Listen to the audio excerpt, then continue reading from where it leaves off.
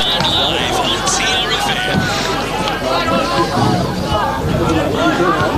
TRFM. Let's get down to business and a very good afternoon and welcome to Gippsland Live. It is the Alinta Energy Gippsland League Round 3 clash today, coming to you from the Maffra Showgrounds. It is Maffra taking on Leongatha, and the Eagles are looking to open up their winning account for season 2024. It's certainly time to blood some young players, but they do get a couple of experienced players back into the side today, and a very good congratulations to Daniel O'Brien, who plays his 250th club game for the Eagles. A stalwart for the Eagles, he is certainly that. While they take on Leongatha, certainly haven't played their best football, but they have got 2 early wins on the board and still plenty of players to come back into the side. But they are, in my opinion, clearly the team to beat. Great to have your company on this Saturday afternoon. It is a Gippsland Live, all thanks to Harvey Norman Electrical Gippsland. My name's Darryl Cooling. Joining me is Timmy Sexton, or the Hall of Famer as we know. He is my co-caller this afternoon. Timmy, good afternoon. Scud and everyone, pleasure to be here, and good to be back on Gippsland Live for the first time this year in season 2024. So looking forward to a great game between two sides, as we said, probably at different stages as to where both teams are at, but a cracking day for football. Nick Lucchino, special comments up in the box with us thanks to Carpet Country. How are you? Yeah, great, Scud, and looking forward to it should be a great game this afternoon. The up-and-coming new breed of the Maffra Footy Club against the powerhouse of the Gippsland League over the last 10 years. And number one stats man in the business, Paul Carter, all thanks to Gippsland Isuzu Ute. Good afternoon, Darryl and gentlemen. Yes, certainly looking forward to a fast-paced, open game. The conditions are perfect for it. Scotty joins us down at ground level, of course, thanks to Carpet Country. Scotty, great conditions. We're ready to go in this opening quarter. Perfect conditions, no breeze to speak of. Good calling, boys. Thank you very much. There he is. We'll cross to him throughout the afternoon down at ground level, all thanks to Carpet Country, helping dreams become a reality since 1981. And this first quarter is about to get underway. The ruckman for Maffra is the young fella in Tom Scott, still in year 12, I believe. So the youngsters up against the experience of Big Benny Willis. And the umpire will get us underway to kickstart round 3 of the Alinta Energy Gippsland League. And the first tap will go to Big Benny Willis. Try to run onto this one for the Eagles is Butcher. Overruns it though, left it behind. Marriott was there. Tried to tap it to a teammate. That teammate was Forrester. Had a little bit of a fresh airy. The pressure's good by the Eagles. Carr, that's Alex, kicks around his body. Ed's out this afternoon. So it's just left up to Alex Carr. The umpire's going to find the free kick going the Eagles' way. And it's going to go in the hands of Luke Dyer, who is certainly a veteran, played some big numbers for the Bairnsdale side. Inboard they go, the Eagles. On the far side of the ground out there is Ashton Wright. He's on the half-forward flank, kicks to the top of the 50. The target out there looks to be Gravener. Takes the mark for the Eagles. This is promising, although the inside kick was a little bit errant. Cade Maskell was there. Little chip kick. Found his teammate in Alga, and he finds the target at centre-half back, and that is Argento. He quickly plays on. The run-and-draw handball. Nash was there. He's going to get run down from behind. No, the tackle missed. Over the top to Hume. Ball in dispute over the shoulder. No, free kick. No, the umpire said let's play it on. Kaloran handballs back to Carr, and his kick goes to centre half forward. Goes inside 50, bouncing ball in, coming out and picking it up and taking it on there was DeMarco. He was stripped of the ball, wrapped up in the tackle there from Maffra. Gets a quick hand out. Fends off Willis, does DeMarco. His handball was knocked down again. Willis went back in there, got a handball. Leongatha are going to try and clear this out of their defensive 50. They'll come this way out through Algo and come to the near side and ends up in the hands of Taylor Brill, who spilled it, was able to get back onto his feet. Umpire's going to say it'll be my ball. Pretty unlucky there too, the Maffra side as well. They've really put the pressure on the first few minutes of this game already. Just really testing the limits of Leongatha's defence at the minute. Bedgegood takes the ruck, but it's Willis who gets the tap down. No one's able to take clear possession. Leongatha will clear it outside their 50, but it'll be coming straight back as Kaloran takes the mark just outside his attacking 50. Gives a quick handball off to Carr, but he had a defender right next to him. Swings around one, and his scrubby ball inside over the head of Bedgegood. Lands in their hands. They're coming out with the Leongatha, takes a clearing kick back out towards the wing, but it's going to come back in there as young Tom Scott takes the mark. His kick tries to centre the ball. Wasn't a great kick, but ends up with the hands of... was Wright. He got the handball out to the far side there. Ends up with Felsberg on the left boot. Goes forward and ends up in the hands there of Anderson. Anderson will look to reload and put the ball inside 50. Slow play, chip kick, puts it up onto the head there and cutting across and taking the mark there for Leongatha was Maskell. Maskell goes out wide, finds Hume. No score to speak of. 3 minutes into the first quarter. Hume goes further out towards that wing area. Argento has it for the Parrots. He wants someone to move for him. Hasn't got it. Comes inboard on the 45 to the wing. Forrester turns and looks. No one's on the mark, so he decides to take some ground. Goes to centre half forward. Open space for Hilberg. Goes up. Good spoil over the back from Lambourne. Comes to ground. Kaloran's there as well. Now Renoy receives the handball. He gets around 2 tacklers. The kick inboard. Turnover. Jack Hume will mark it for the Parrots and quickly play on. Drive it inside 50. Ganane's the target. Goes up. Gets one over the shoulder. Umpire said all good. Inside, top of the square it goes. Jensen Garneman can't mark. Lambourne's back there. Shins it. It does work though effectively. 15 metres advances. Outside to the top of the 50. Good pick up by Talonbrill and then runs into an O'Brien tackle. Maffra's been good early. Very good early, Maffra. The young fellas have really stepped up a little bit too. The challenge will be for them now is to sustain it for 30 minutes for this quarter.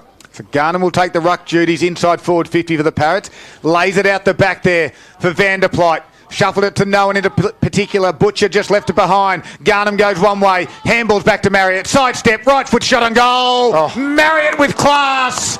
And he's the best player of the competition. He puts her through the first for the Parrots. Yeah, incredible balance from Tom Marriott. He just found his feet. He had to go around a couple of Maffra defenders to score that too. But Leongatha had to work really hard for that goal. They really did. And credit to Maffra, who were very relentless in regards to how they went about it. But in the end, it was class. They got the first one on the board for Gatha. And that's on the Virtue Home scoreboard at the 4 minute mark of the first quarter. Leongatha 1 goal straight, 6 to Maffra yet to score. Maffra had 3 inside 50s there, well defended by Leongatha. Parrots went down and got the goal. Ball back in the middle, the 2 ruckmen go at it. Willis gets it down again. And it lands in the hand of Vanderplyte. His handball ends up in the hands of Benny Willis. He dumps it in long inside 50.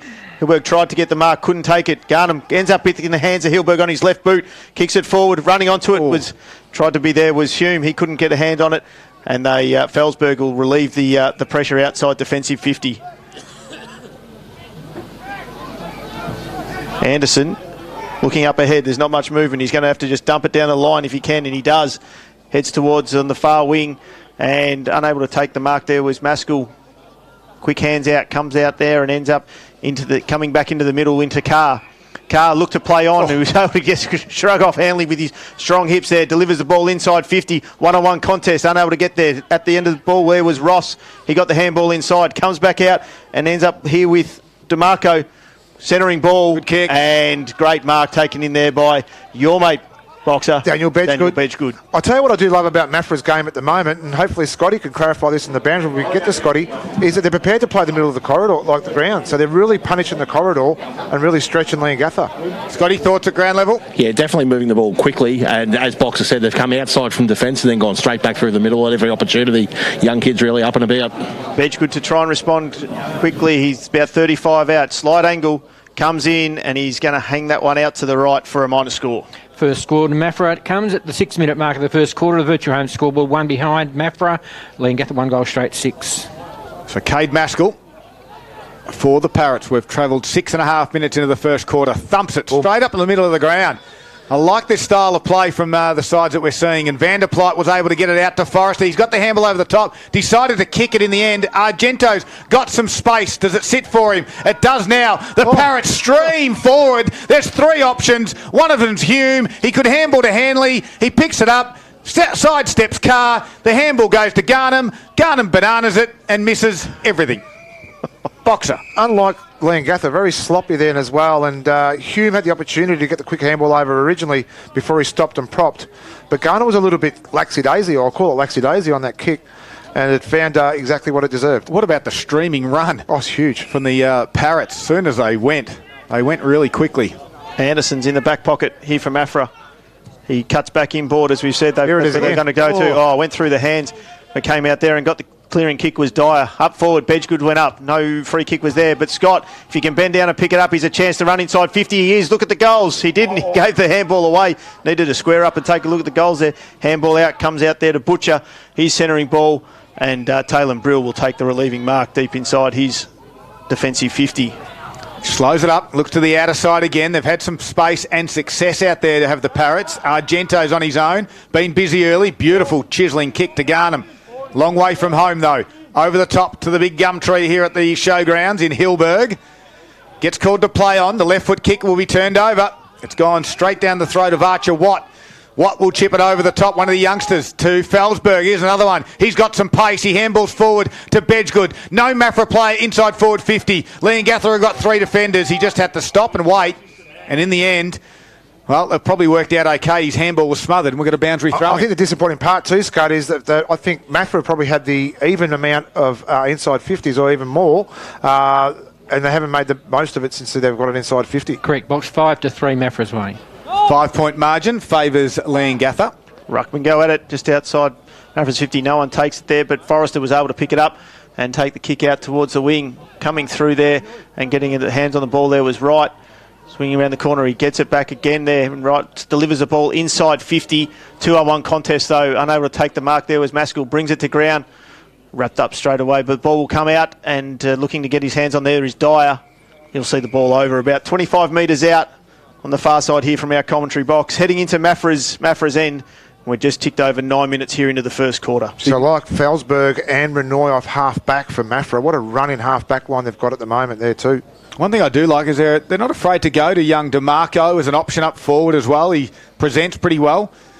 So if they keep sort of working on those and bringing these younger players into the game, they'll certainly get better as the season goes on. I think that confidence boost now too, Scott, is they've got it inside 50. It's the 6th time for the quarter. They've just got to capitalise while it's there for that confidence. Willis, in sense that they've got an advantage in the ruck area. They'll win this though, Maffra. Kaloran comes inboard but kicks it straight down the throat of Hume. At half back now for the Parrots, who just wants to slow things up. He's going to switch it to the near side. The run from Maskell's good. And he can take the mark and he can play on. He might handle over the top. Decides to kick inboard to Turton. Turton's got a runner. That's Elgar. Left foot kick is beautiful to Hilberg. Gives it back to Elgar. Elgar gets a half forward. Left foot inside 50. Doesn't quite get to Garnham. It gets out the back. Reid was back there for the Eagles. Under pressure. Got to handle away. No, the umpire said. Holding the ball. And the free kick will go Leongatha's way.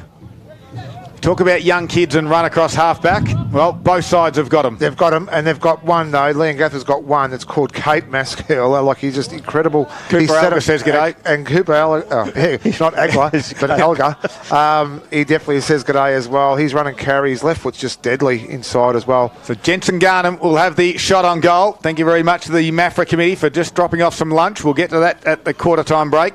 Garnham comes in. Looks to get the second for the Parrots. Pushes it to the right side. And might not make the distance in the end. It was kept in. Now eventually goes over for a boundary throw-in. Second time he's had the ball in hand in front of goal. I know the first one was a little bit under pressure, but when the ball was under pressure, he just laid back on the kick. He just didn't actually have any real enthusiasm behind the kick. Just kicked the absolute leather out of it. Ganane and Scott. Ganane at the back. Clever. Got his second tap. Wasn't able to get anything out of it. Renoy, he'd look to get out of there. Coming through, getting the handball in nice and tight air. Hanley, he's going to swing around over his left-hand shoulder. It's going to go wide and out of bounds on the full. Maffra look to reload. Ticked over 11 minutes here. There's not a lot. What? He kicked it over his left-hand shoulder. Right foot, left shoulder. Beautifully called, Timmy. Don't question that at all. 5 points of margin in favour of Leongatha. Carr's kick's going to be turned over. Brill got one high. And the turnover kick will result in Talon Brill having a shot. Did he look like he might have lowered the shoulder a little bit too to enhance the free kick, Scud? Potentially. Looked like that from here, but anyway, you can only pay what you see, the umpire would say. Scotty's got the Leongatha supporters in front of him. Did he lower the shoulder, Scotty? No, definitely not. It was a legitimate high tackle, and don't you eat all those sandwiches on me, Scud. Talon Brill on a slightish angle, nothing to speak of pretty much. We'll have to kick 45 metres though. And the right foot kick, distance not a problem, accuracy not a problem. And continuing his good form from last week, Talon Brill gets the second for the Parrots. And there's a difference. When you actually kick with a little bit of enthusiasm and making sure the ball's going to carry, Talon Brill just showed us exactly how you should do it as well. So they've taken the opportunities when they go inside 50 at the moment, Leongatha, albeit that Maffra has really given them a little bit of pressure and shown a little bit more moving forward, but they just can't get on the scoreboard. But Leongatha can. Virtue Home scoreboard has Leongatha with an 11-point lead, 12 minutes into the first quarter. The Parrots 2 goals straight, 12. Maffra 1 behind, 1 point. Ball's come back into the middle here. Will be Scott going up into the ruck work. Benny Willis has gone to the bench, so the young fella will go up there against Kyle Brown. Got the tap down, swinging tackle, and the umpire will play that there in the sling tackle. So it'll be Turton that'll get the free kick here back into the middle. We had a couple of those last week, the sling tackles, and a couple of players did come off second best too, so it's good to see the umpires actually taking control of that early. Getting rid of them. Short kick to Vanderpleit. He's going to go long, deep inside their forward 50. Marriott's the one-on-one contest. Comes out the back. Hanley's going to rove onto it, and he's going to go in and kick Leongatha's third. And this is what we said pre-game, how deadly Leongatha are running forward of the ball once the player's got the ball in hand. Another perfect example of it then. So Maffra were lucky the first time when they were running forward of the ball that they didn't get a goal out of it, but they couldn't stop Hanley. Good contest there by Garnham, and a great running goal in there by Hanley. Taking Leongatha to a 17-point lead on the Virtue Home scoreboard. 13-minute mark first quarter. Leongatha 3 goals straight, 18. Maffra 1 behind, 1 point. Let's quickly go around the grounds. Thanks to Harvey Norman Furniture, Gippsland in the AFL. This is great reading. We're only 15 minutes into the second quarter, and it's 8-3 51 Port Adelaide to Collingwood 3-6 24. All right, in the ruck, Brown and the two youngsters. Scott got high though for Maffra, tapped it down, coming off the line on that occasion was Watt. And quickly got tackled. The umpire said, let's do this again. I do like the matchups too. So Reed's taken Garnham. Lambourne goes to Hilberg. So 2 good matchups down forward. Scott again. No one really tapped this one out, but his second tap was okay. Went towards Butcher. Vanderpleit tried to crash through and have an impact on the play. Couldn't do so. We're going to do this for a third time. Big moments for the Moore Bowling Club. When we get a chance to Scotty, if Scotty's listening in, can you find out why all the coaches at Leongatha's got an ear? Are they listening to the radio while they're coaching as well? We'll work on that one. We'll get Scotty moving around at ground level. And meanwhile, Jack Hume has a little chip kick to Ganane. And Ganane will right foot kick it into the middle of the ground, looking for Turton. Turn it over. Jet Caloran, who takes the mark in the middle, has been in good form, gives it to Carr, inboard further to the runner on this occasion. This looks to be Anderson. Out wide is O'Brien. Handball just had to get there a little bit quicker. O'Brien threw it to himself in the end. And the umpire said holding the ball. And at half back, Borshman gave it to Maskell, who kicks it to half forward. Getting underneath that on that occasion was down there for Argento for Leongatha. Little squit handball out to Marriott. Inboard to Turton. Carr's there as well. Trying to come and help on the other occasion. On that goal was Anderson. Ball still in dispute. Inside forward 50 though for the Parrots. Hanley goes to ground, holding the footy. So they're quick with the whistle too. The umpires with holding the ball, but albeit they're getting the game moving as well. Butcher, his kick over the top, coming through the middle there, and as you said, Boxer, they're going to try and attack the middle there. On this occasion, though, unable to take the kick there, and the hand in the mark was taking the mark there was Nash. He comes out wide to Hume on true centre wing in front of the interchange gates. He'll take back in on the 45. Based on the AFL, that was not 15, but play on. He gets the handball back. Hume running through the middle and finds Marriott at the top of the 50. He's going to look to turn and go. He does, kicks it in, and the man being there unmarked is Borshman, and he'll take the kick from about 45 out. You know, it's incredible. I talk about this forward run by Leongatha, and they are deadly at running forward. Here we go. Maskell gets the handball off Borshman. His kick's not great, and it goes wide. Garnham couldn't mark, and it's a behind to Leongatha. But that running forward from Leongatha is what we spoke about. They were deadly on that. Maskell was inside 50. Borshman was inside 50 because they run forward and they run hard.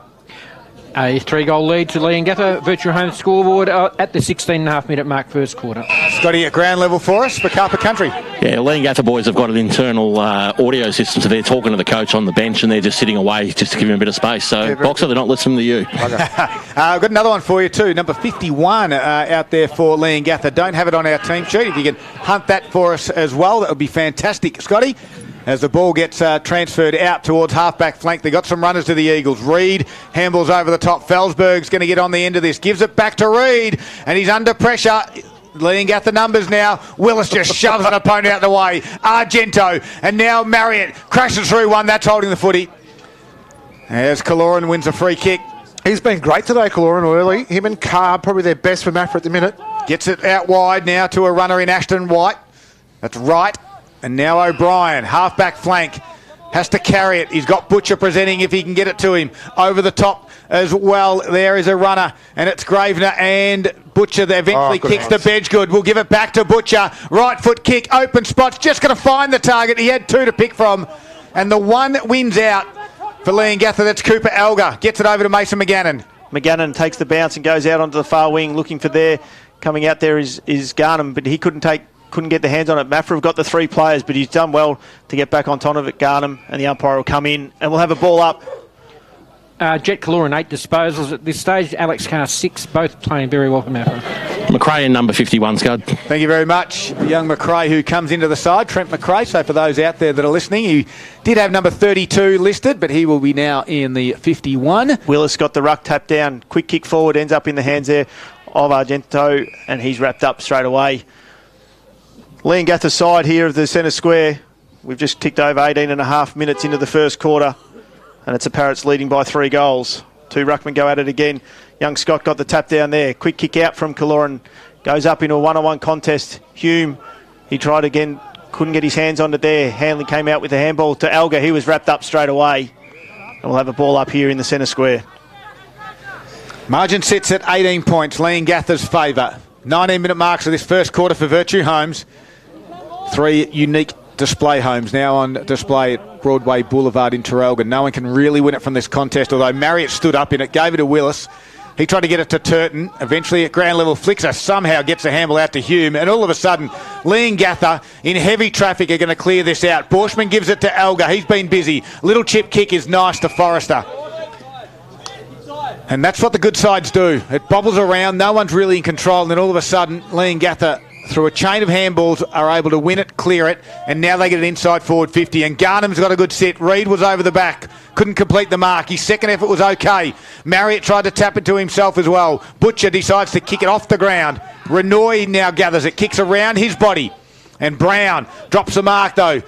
Elgar's there to help. Strong tackle from Watt, and we'll have a ball up right in front of us here in the beautiful media box that Maffra have prepared for us. What an incredible stalwart Reid is for Maffra. Yep. You know, for years and years and years, he doesn't get beat one-on-one very often. Willis tapped it down. We're going to have another secondary ball up as the 2 lock horns, Sam Robbins and Marriott. Here's Tim Sexton on TRFM. This is Gippsland Live. Big Randy Willis, he got the tap down now. Renoy got the handball out. Forrester's going to be the first one to it. He couldn't. Taylor Brill goes through 1, goes through 2, was able to stand up in the tackle, got the handball out to Vanderpleit, and now they're off again. Quick chip inside. Ends up with Argento. He went to go, and he's called to play on. He now gets around Felsberg from 55, sends it forward. Up there was 1, 2. No one was able to take the grab there for Leongatha. Row back over the top of it. Quick kick out. Looking to rush the ball through was Reid, and eventually it's gone through for a rush behind. 19-point lead to Leongatha, 3-2-20 on the Virtue Homes scoreboard, leading Maffra 1 behind. Argento's big tool last week was his assists inside 50. He was deadly, his pace, and he uses the ball beautifully. So Carr got it to Felsberg in the defensive back pocket. Felsberg chips over the top, finds a teammate in right. He goes another 15 only just to Robbins. The run from Felsberg off half-back was good. Right foot kick to the wing area. This is where they've been breaking down a little bit, and again, the mark on this occasion by Mitch Bent-Valzen, boxer. Takes the mark. Goes inboard to Forrester. He's got Ganane if he wants to square it. Decides to go inside 50. Hilberg's the target. Reid with a big ball. Ganane got front and square. Left it behind. Head over that one on that occasion. Coming the other way was Tudor. Somehow get the handball out to a teammate. Here's Carr. Right foot delivery towards half forward. DeMarco's the target. Goes through his legs. Back there is Nash, working hard, wins it. Inboard handball to Forrester, and he'll relieve the pressure to Brill. Brill, true centre wing here on the commentary side. He tries to change the angle, and he does. Kicks it to the far side. Unable to take the mark there was Hume. Renoy's at it. He loses his feet. Hume kept his feet. 1 tap, 2 taps. Looks for Marriott. He can't get there, but Argento was waiting for the handball out. No one's there. Hume still going at it. It's been going for about 60 metres. Great effort there by Hume. Felsberg picked it up, and he's wrapped up in it. And this is where the defensive side of the Maffra game gets fallen down, is because they press so high, Leongatha. They really force the error when the ball gets exited out of their D50, so that's something they've got to look at when they come out. Scott got the tap down, wrapped up, and we're going to have a secondary ball up. No, not Leongatha again, get out of it. Scott came through, but Forrester just did a 360, kicked the ball inside Ganane. He couldn't take the mark. Clearing for outside defensive 50 will be Anderson for Maffra. looking to run onto it. Bedgood, great collect. He just dribbles it around on his right foot. He's looking for the boundary line. Yep. Could be. And if you're in the AFL, that was done. Sufficient intent, I would have thought, all day. But we'll pay it as a boundary throw-in on the far side. So Maffra now have thrown Anderson back as a spare in the middle of the ground, which really exposes him a little bit too, because this is what Leongatha want. They want to free up. They'll probably free up Cade Maskell off the half-back. Spot on. And they'll damage him all the way through. 23 minutes gone, first quarter for Virtue Homes. 19 points is the margin. Nicely done at ground level there by Forrester. Over the top there to Vanderplyte. Chiseling kick to Argento just at his toes. Trying to swoop on that one was Kaloran. Gives it inboard handball. Now they turn it over again. Although good pressure by O'Brien to lock this one up. How good are Leongatha in these little situations when the contest is on, just to somehow get the handball out, and they just somehow get out of that congested They love area. pushing the ball back, Scud. Spot on too from you. They love pushing it back, get the open runner and get the ball moving. Marriott flicked it out towards the run of Argento, went to ground. Vanderplyte was there, inboard handball back to Marriott. He popped up, he gave it to Forrester, and Forrester delivered beautifully with his left foot to Hilberg.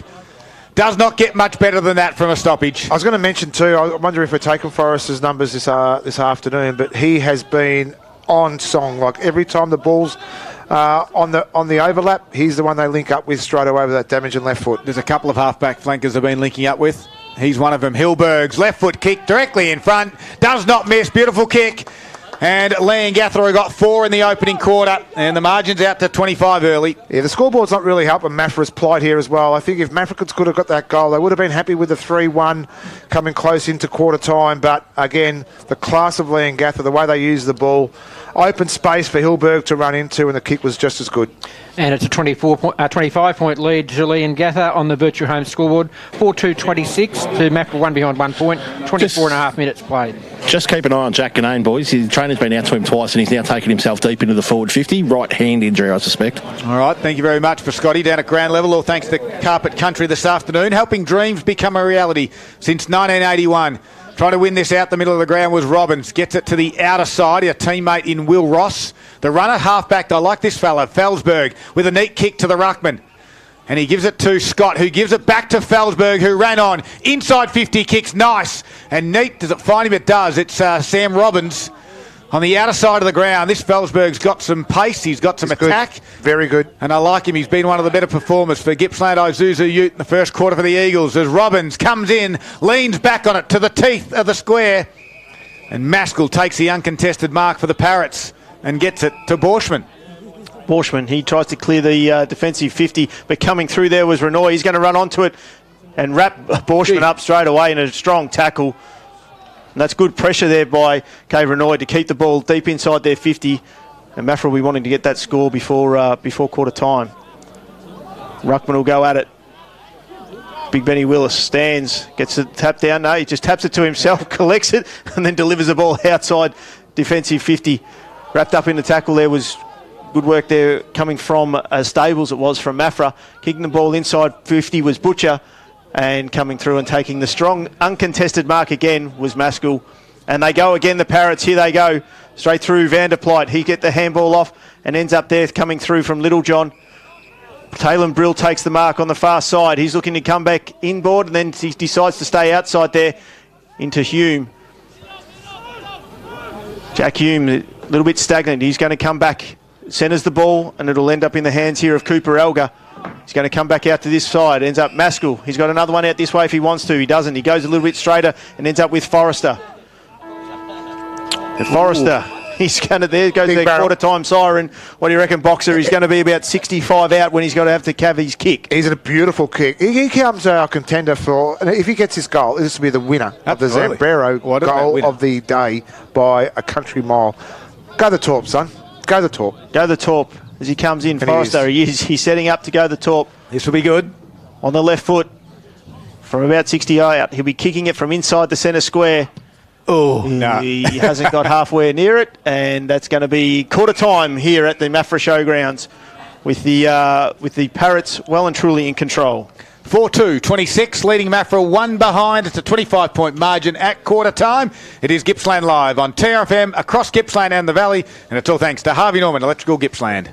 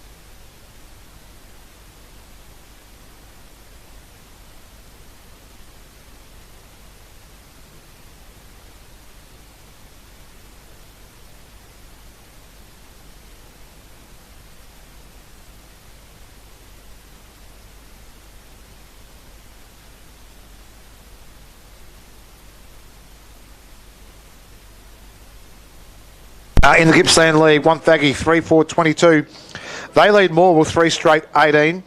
Murray 2-4-16. They lead Sale just the 3 points. So Murray have got off to a great start there. In the Mid Gippsland Football League, all tied down at MDU and Tarwin, 19 apiece. Newborough 1-2-8. Yanar 5-4-34.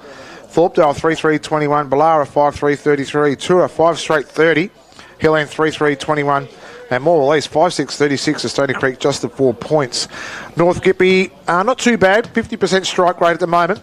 Woodside in the match of the day versus Sale City. Woodside 5-2-37. Sale City 1-1-7.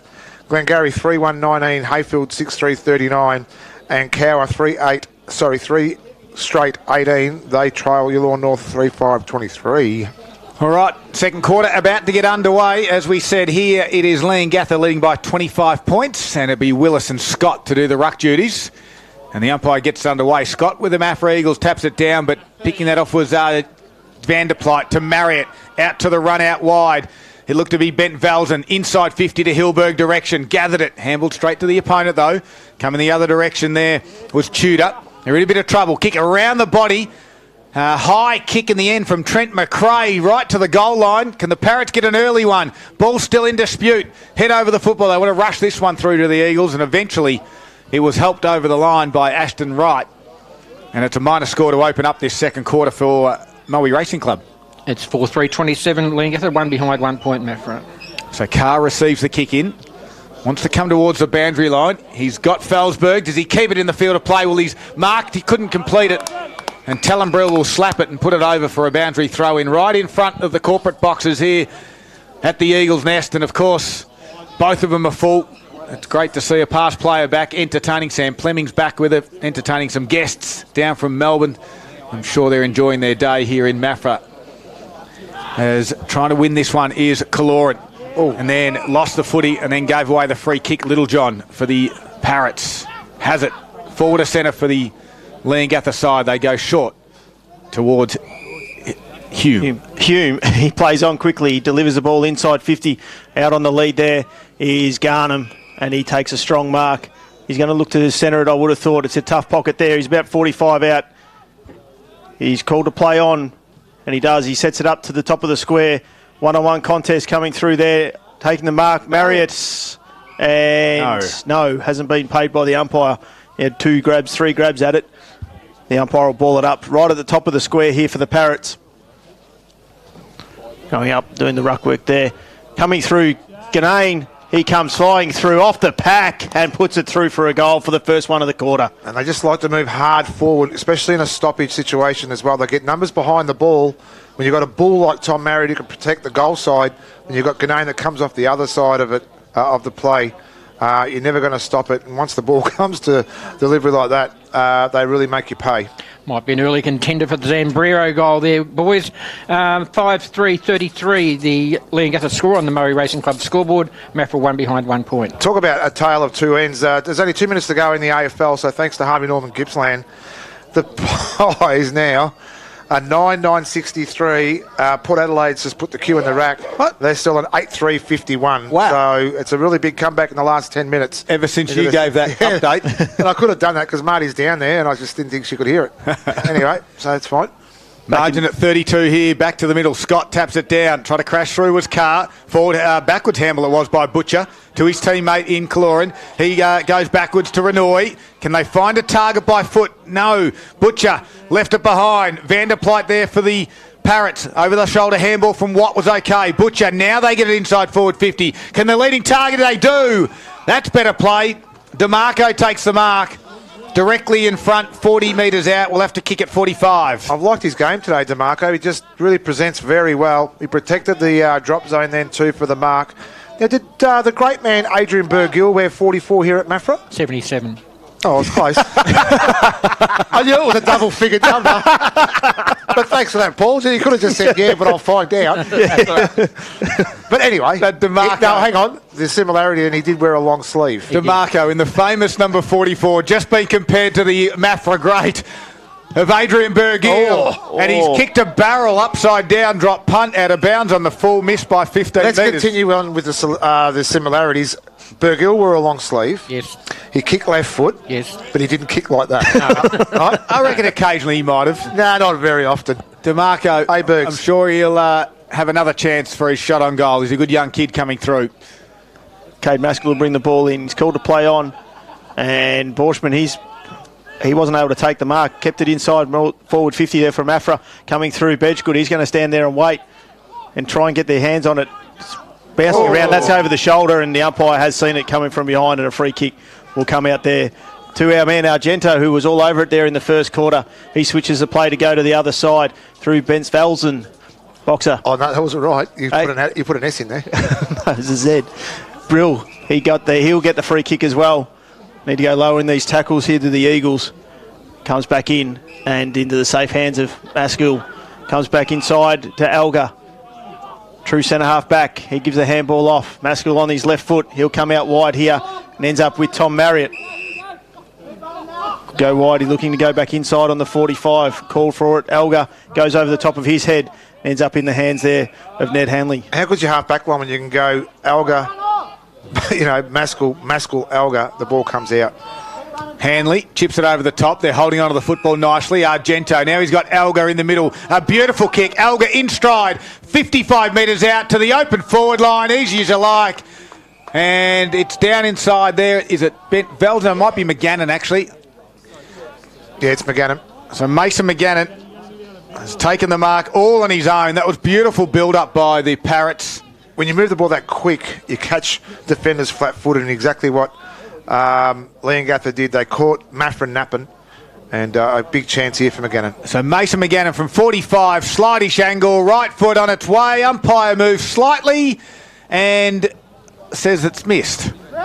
Didn't move a great deal, the goal umpire, but enough. That's a minor score, Paul. A 33-point lead to Leongatha, a 6-minute mark second quarter. Murray Racing Club scoreboard. Scud, the goal umpire was that close to the goalpost. He couldn't move any further across, so he was stuck. Okay. Bringing the ball back in there will be Lambourne. He's into the fast chip kick into the far pocket there, ends up with Carr. He's going to come back to Lambourne. They're going to switch sides and come back out here to the grandstand side. It's got to be good. Looking for Reid. He was good but wasn't able to take the mark. He's wrapped up straight away. Ball comes out and into the hands there of Ross. Gets a handball over there to Felsberg. In now Watt gets a quick handball out. The quick hands here by the young guys, but Marriott comes through like a bull that he is. And expertly just takes the ball over the boundary line here between the two interchange gates here at the Maffra Showgrounds. Perfectly said. Expertly like too. Now this is where the experience of Leongatha, they're going to start getting on top of these young fellas at the minute. They're forcing the error. 7-minute second quarter for the Murray Racing Club. 33 points the margin. Head over there was Borschman. Good solid work there by Lockie Allman. Marriott tried to stand up. Cloran did well. To Watt. Tried to raise the shoulder. Got wrapped up immediately. No prior opportunity. As we've got a ball up. Just in front of Scotty down at ground level. Intensity picking up. Scotty down at ground level. Maffra doing everything they can, but just need to capitalise. Hot footy down here. Every time Maffra get it, they just do everything under pressure. So Caloran now has it, goes to half forward. Maskell has the sit and has 2 bites at it and will be awarded the mark. So Maskell at half back, good user of the footy, in they go. Towards McGannon. He's at the half back line. He's got to run it back to Maskell. The other handball out wide was to Nash, who gives it to Maskell eventually. And they chip it over the top looking for Brill. It'll be downfield. Bedgegood didn't meet it, helped him up. Brill will get the free kick. They'll chip it on and play it quickly to Littlejohn. And Littlejohn goes in wide, inside forward, 50 to Garnham. And the strength on Reid.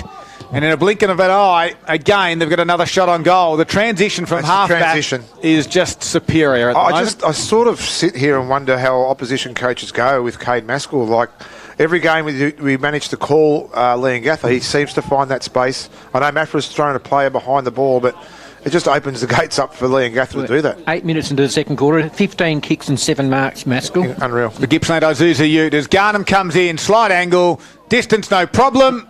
The post is the issue. Minor score. 5-5, 35 Leongatha on the Murray Racing Club scoreboard, leading Maffra 1 behind 1 point, coming up to the 9-minute mark of the second quarter. Sure why... Sorry, mate. Become a member today. Save on meals, drinks, race day entry at the Murray Racing Club. Just don't understand why he's actually been a little bit lackadaisy with his kicking today. He's got the opportunity here, and he's just poked at that one again and found the goalpost. Carr brings the ball back in. He goes on the far side. Up wide was Maskell, wasn't able to bring anything to ground, but they're out here kicking the ball forward. Maffra, they're in here. If they could, ball bounces nicely, 2-on-1. No one's able to pick it up. It is Dyer. Dyer swings around on his right boot, bouncing. He's going to go across the face of goal and rush through. There was by Jack Hume for a minor score. You know your day's not going really well when the ball's actually in your favour, and it was 2 against 1. I'm not sure. I'm not understanding the umpires calling these guys back from the kick-ins. That's about the third time that's happened, and they're waiting for the flag to be waved. But I thought we got rid of that rule a little while ago, Timmy. I thought we did too. It's only after it's just once they indicate. Once it's scored. Yeah. So anyway, Vanderplyt, he got it back to Hume, and they're outside their defensive 50. Chiselling ball, but it was cut off there by Maffra's best by a long way in Kaloran. He goes back inside and ends up there in the hands there of Dyer. He's about 55 out. There's plenty of Leongatha back and not enough Maffra. He comes out wide to the pocket. Bedgood's got the sit here if he can get it. Doesn't. His first one to it at the ground though. Swings round, gets the handball through, but Leongatha through Vanderplyt. Get the handball out, Brill. And Brill will take the mark. Leongatha just do it through numbers. They don't just do it. They've got class, but they've got numbers. They're happy to support each other coming out of the defensive 50. McRae, all by himself, looks to go back inboard. And he does. He's got nothing there. Vanderplyt to Brill. He'll run. And look, Barrier's pushing towards the 50. If Brill can get a handball off, he does to Hanley. He was under pressure though. But again, they've just got numbers there. Forrester from 50 on the left boot. Bouncing. Getting back and getting his hands on there was right.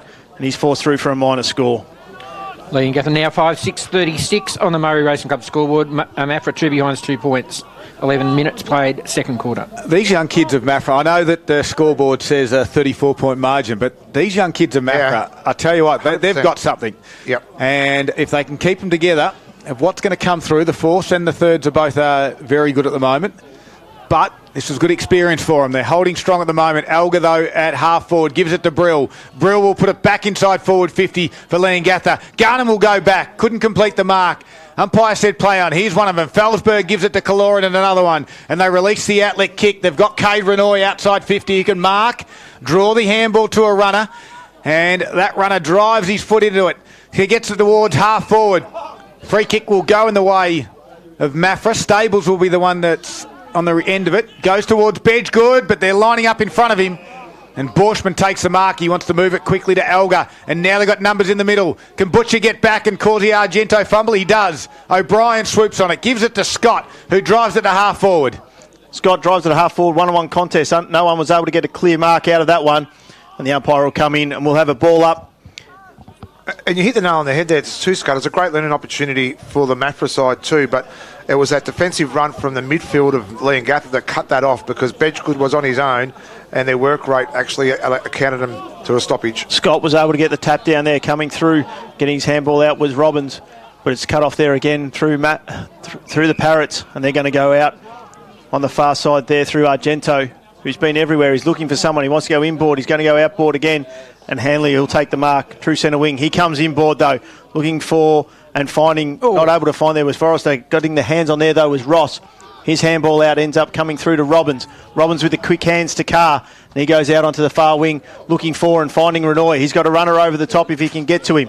And he does there in O'Brien. Here we go. O'Brien back to Renoy. Here's the kick, and it does. He finds Bedgood. 55 out. Swings round, went to go on his left.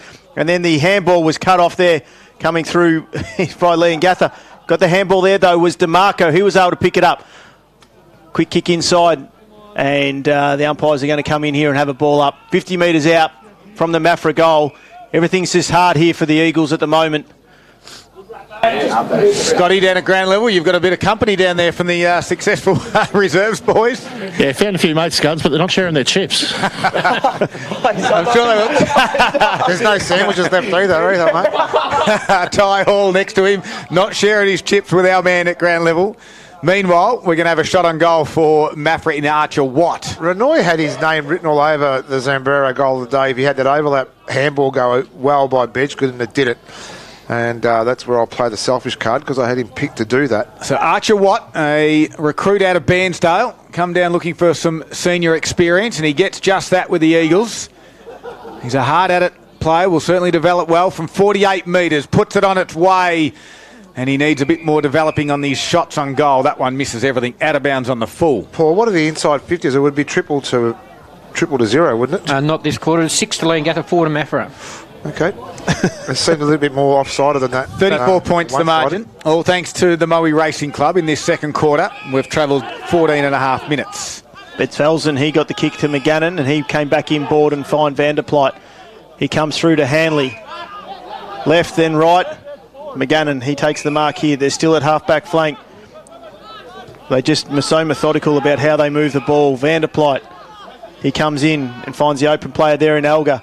He's going to look to go. Swings out onto his left boot. Out wide there. And finds it out there with Littlejohn. Chip over the top. Hume, he works hard. He was in the deep 50 just before. He plays on quickly. Now he goes inside 50. 1-2 up. And taking the strong contested mark there at the back there was Reid. Great mark there. An experienced defender coming through and stopping the Parrots' movement. He goes out wide and looking for and finds Felsberg. This kid is good. Yep. It's been good. He's going to swing round onto his left boot, and his pink boots that he's got goes over the top, and that ends up there in the hands there of Ross. They've been able to move the ball to true centre wing here with a quick chip kick, but nothing there coming through Renoy. He did well though, got second attempt, got his handball over the top to no one in particular.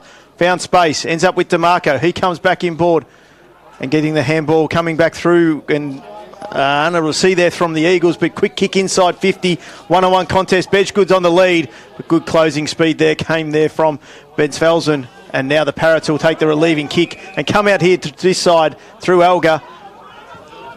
McRae is his option out wide. He can gather it on the run, has a bounce in front of the coaching staff. His right foot kick, it's going to be perfect, not quite. Borschmann had it. Felsberg running down, holding the footy.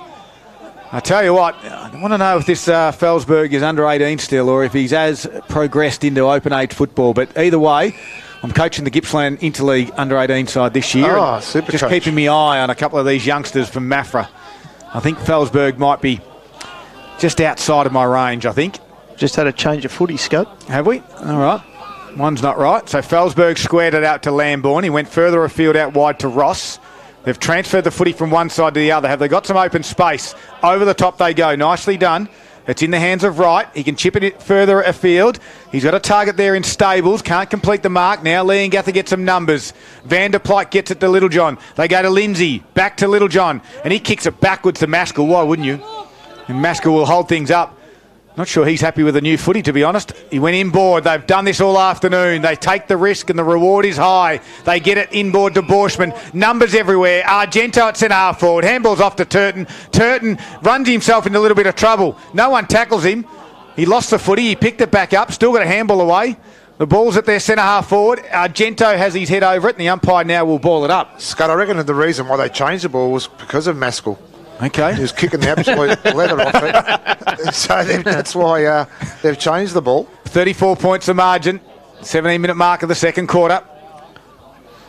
No one's able to get anything out of that ruck contest, and we'll have another ball up here, 55 metres out. 2 weeks in a row now that we've seen a little bit of a stranglehold on Leongatha in the second quarter, where they've been held goalless. We'll go to Scotty. Forrester kicks the ball inside. To open up the mark there was Garnham. He wasn't able to take anything out of that. Coming out there, and I think that's into the hands again of that man Felsberg. On the right wasn't as great kick. Allman, he was able to pick it up at the feet, but it went into the hands of Hume. He takes on one. Allman did well to follow back up there with his tackle. Try and get the handball out. He does to Felsberg, to Reid, back to Felsberg. On the left boot, comes inboard and looking for and trying to find Robbins, and he does find him. He comes out left and ends up in the hands of Butcher. There's no one in front of him. He's got a player out, play on is the call. He goes back to Robbins. There's still no one in front. Here's Kaloran. He goes out wide and finds coming inboard. Handball got in the way there, was looking for Bedgood, wasn't able to get it. And they'll take the clearing kick out through Littlejohn. Looking for Forrester, he followed it up again. He comes off the ground and ends up there, and picking the ball up is Turton as he takes it over the boundary line. Scotty at ground level. Yeah, that's the original footy back, Scud. What happened was one got kicked through the big sticks earlier and they couldn't get it, so they replaced it. Someone's gone and got the original prune back, and we're back to the original ball. Wow, you'd never see that at country football. If the ball goes over the fence, usually one of the youngsters from Maffra would have taken that, put it down the main street. I would have had on eBay in 30 seconds. Now look at you, Boxer and Scotty thinking alike. Of course you do. Ball back into the field of play. Lindsay tries to run onto this one. Couldn't quite get a handball away. Handball out the back was from Allman to a teammate now. Robbins under pressure. Good work by Hanley. Gets it to McGannon. His right foot kick to the wing area. Garner will come up and meet this one. Head over the football. Looks to be Tudor. They've got some numbers, Maffra. O'Brien's one of those, but just goughed up the footy again. And now Garnham will eventually get boot to ball. Kick it to some open space. McRae came to meet it and then might have given away the free kick. The umpire missed it. The Eagles have got some numbers. Robbins with a little don't argue. Kicks it back 15 metres. And Trent McRae's in a little bit of strife. And the Maffra players are concerned as well about him. He might be knocked out, I think you'll find. Nothing untoward. There was certainly... it wasn't a late incident as they've called for the trainers to come out. He's starting to move now, Trent. Hopefully he's okay. So we're going to have a little bit of a break in play here at the 19-minute mark of this second quarter. Scott will give me a chance to quickly go around the grounds thanks to Harvey Norman Furniture Gippsland. In the Gippsland League, Wonthaggi 3-7-25. They trail the Tigers 5-3-33. Moe 6-6-42 to Sale 1-5-11. So some great games are happening and evolving in the Gippsland League at the moment, Scott. Absolutely. We've got an AFL score for us as well. It's half-time still there, Scott. Okay. And it's 9-9-63. The Pies, they lead Port Adelaide 8-3-51, who didn't score for the last 12 minutes of that quarter. So, but Paul, a bit of similarity from last week's game with Wonthaggi and Leongatha, where we saw Leongatha didn't kick a goal in that second quarter. It's a little bit more of a bit of a Groundhog Day. Very similar. You know, Maffra are really bottling up the ball and really making a little bit of an ugly play, forcing Leongatha to really chip the ball around.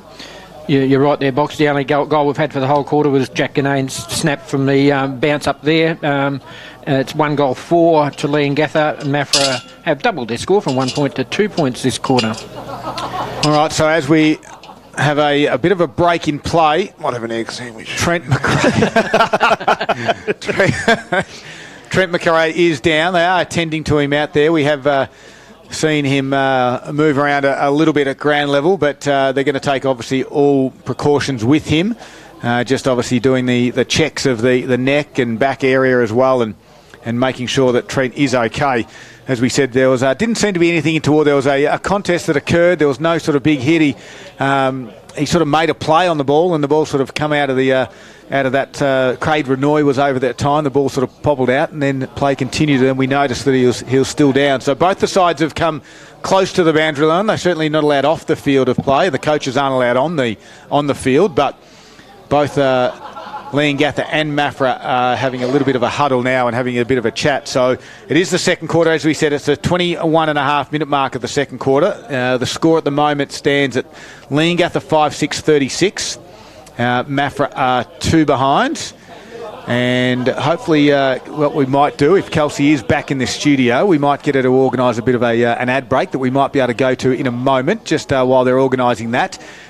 Timmy, what do you make of this? Obviously, a player down that got concerns, and I mean, Leongatha have played the better footy clearly, but they've only scored 5 goals, 6-36, and the 2 points to Maffra. Yeah, I think a couple of things as we see that Trent McRae is back up onto his feet and slowly making his way now towards the boundary line, which is fantastic.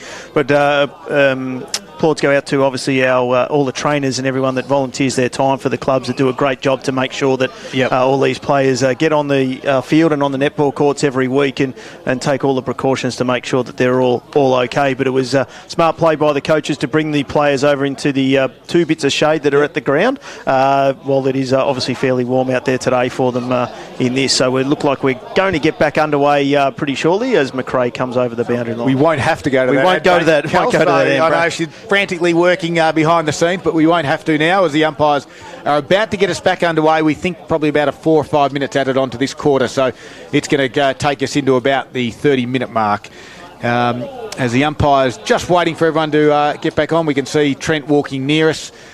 Clearly won't take any further part of the game, but great to see that he is walking off with a little bit of help from a couple of trainers, but it is good to see that he's walking off for us. So the free kick is in the way there of Reid. I think he might have taken the mark back there. So Reid comes to the near side now. We've got the football back underway. Butcher takes a strong mark in front of his opponent in Garnham. Just holding things up does Danny Butcher. Right in front of the corporate boxes are absolutely chockers today. Goes short to Renoy, just the required 15. Looks up. There's not a great deal of movement forward for him. He's going to be risky and go inboard. Does he hit the target? No, unfortunately he doesn't, as Marriott picks that one off. And he's going to reload and go inside forward 50. Timmy? He's going to reload and everyone's going back the wrong way. Marriott, he just finds there. Hanley went to lead forward and then just darted back and Marriott was too good. And I don't think the kick was for Hanley. I think the kick was actually originally there for Ganane. It was there for Ganane. But Hanley's got enough pace. And Hanley handballs on. Marriott from 50, got it back. And tried to take the mark on the line was Garnham. He tried to take the mark of the year. What he should have done was just shepherd the thing through. But it goes through for a minor score. He's just cost Marriott Zambrero. Yeah, he did. There might be chats about that after the game. 5-7-37 Leongatha leading Maffra 2 behind 2 points. Almost 25 minutes played. I think how Scotty's going with those chips. I think he's moved on, actually. Anderson squares it out to Carr. Carr's picking up a lot of football, but it certainly is deep inside his defensive 50. They got it out wide. Lands in the hands of Robbins. In front of the bar. Robbins went to go short. Wasn't on. Twist and turn. Nicely done. Got away from a Brill tackle. Kicks towards the wing area. Lindsay in the front spot. Couldn't complete the mark. Archer Watt burst out of the stoppage. Kicks towards half forward. Nicely done. And that's taken by Max Gravener. A famous Maffra name as Max drives it inside forward 50 to Bedgegood. Big spoil by Ben Felsen. O'Brien at ground level. McGannon's got him with company. Puts on the tackle with O'Brien. And the umpire said no prior opportunity. And we'll ball it up. Inside Maffra's forward 50 though. I mightn't have been listening at pre-game, but Noah Fixter, is he gone back to power or? No, injured I would think. Yeah, calf. I don't think he played in the twos. There's Forrester. Clears it out wide with a handball to McGannon, now to Turton. And the Parrots build again. Half forward, they get straight into the wing area from half back. Ball in dispute though. Eagles have got some numbers. Working hard at ground level on that occasion was Sam Tudor. Little kick went along the ground, eventually goes over for a boundary throw in. 26 minutes gone. As we said, this will probably go over 30. We've had a slight delay. Do you think the win for Maffra now is just to get that goal, just to break even for the quarter? Absolutely. Just to say they can go in at half-time to say, right, we've matched it with them and we've kept them to a goal as well. 100%. As they go inside forward 50 again, Maffra. Bedgegood looks to go forward there, but he wasn't first to it, but it's come out. He's nearly done the splits as he's gone round. He slips it over the shoulder. Is the ball going to bounce the right way? No, it's going to bounce through for a minor score. And it's a 34-point margin in Leongatha's favour there, 5-7-37 on the Murray Racing Club scoreboard. Maffra now 3 behind 3 points. Scotty, for Carpet Country at ground level. Just on that injury, Scud, the video doesn't tell any lies, so just keep an ear out for the Leongatha boys offering some advice to one of the Maffra players. Okay, interesting there. Scotty with the breaking news. So we'll wait and see on that one.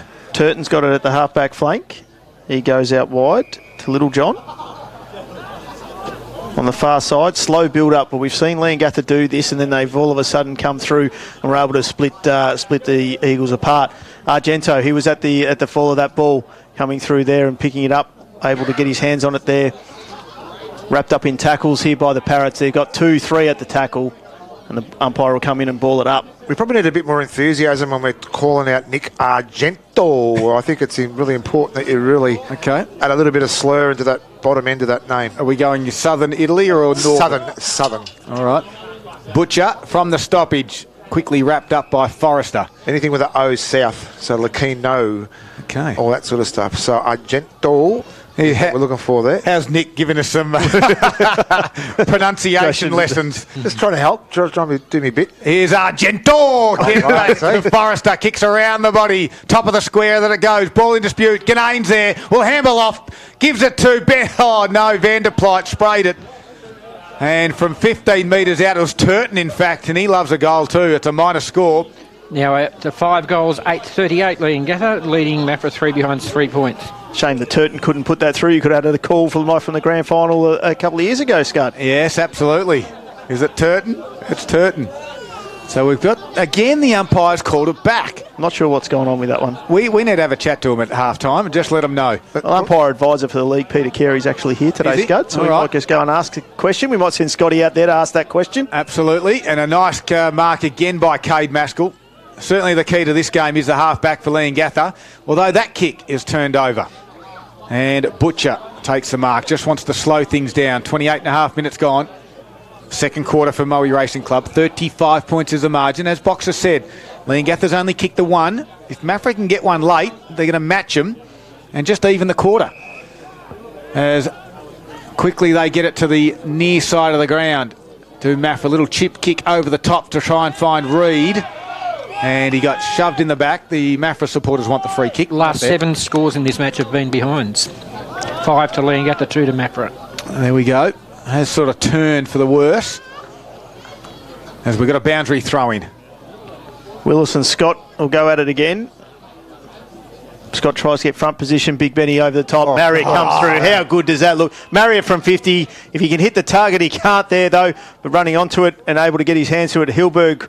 One to Argento.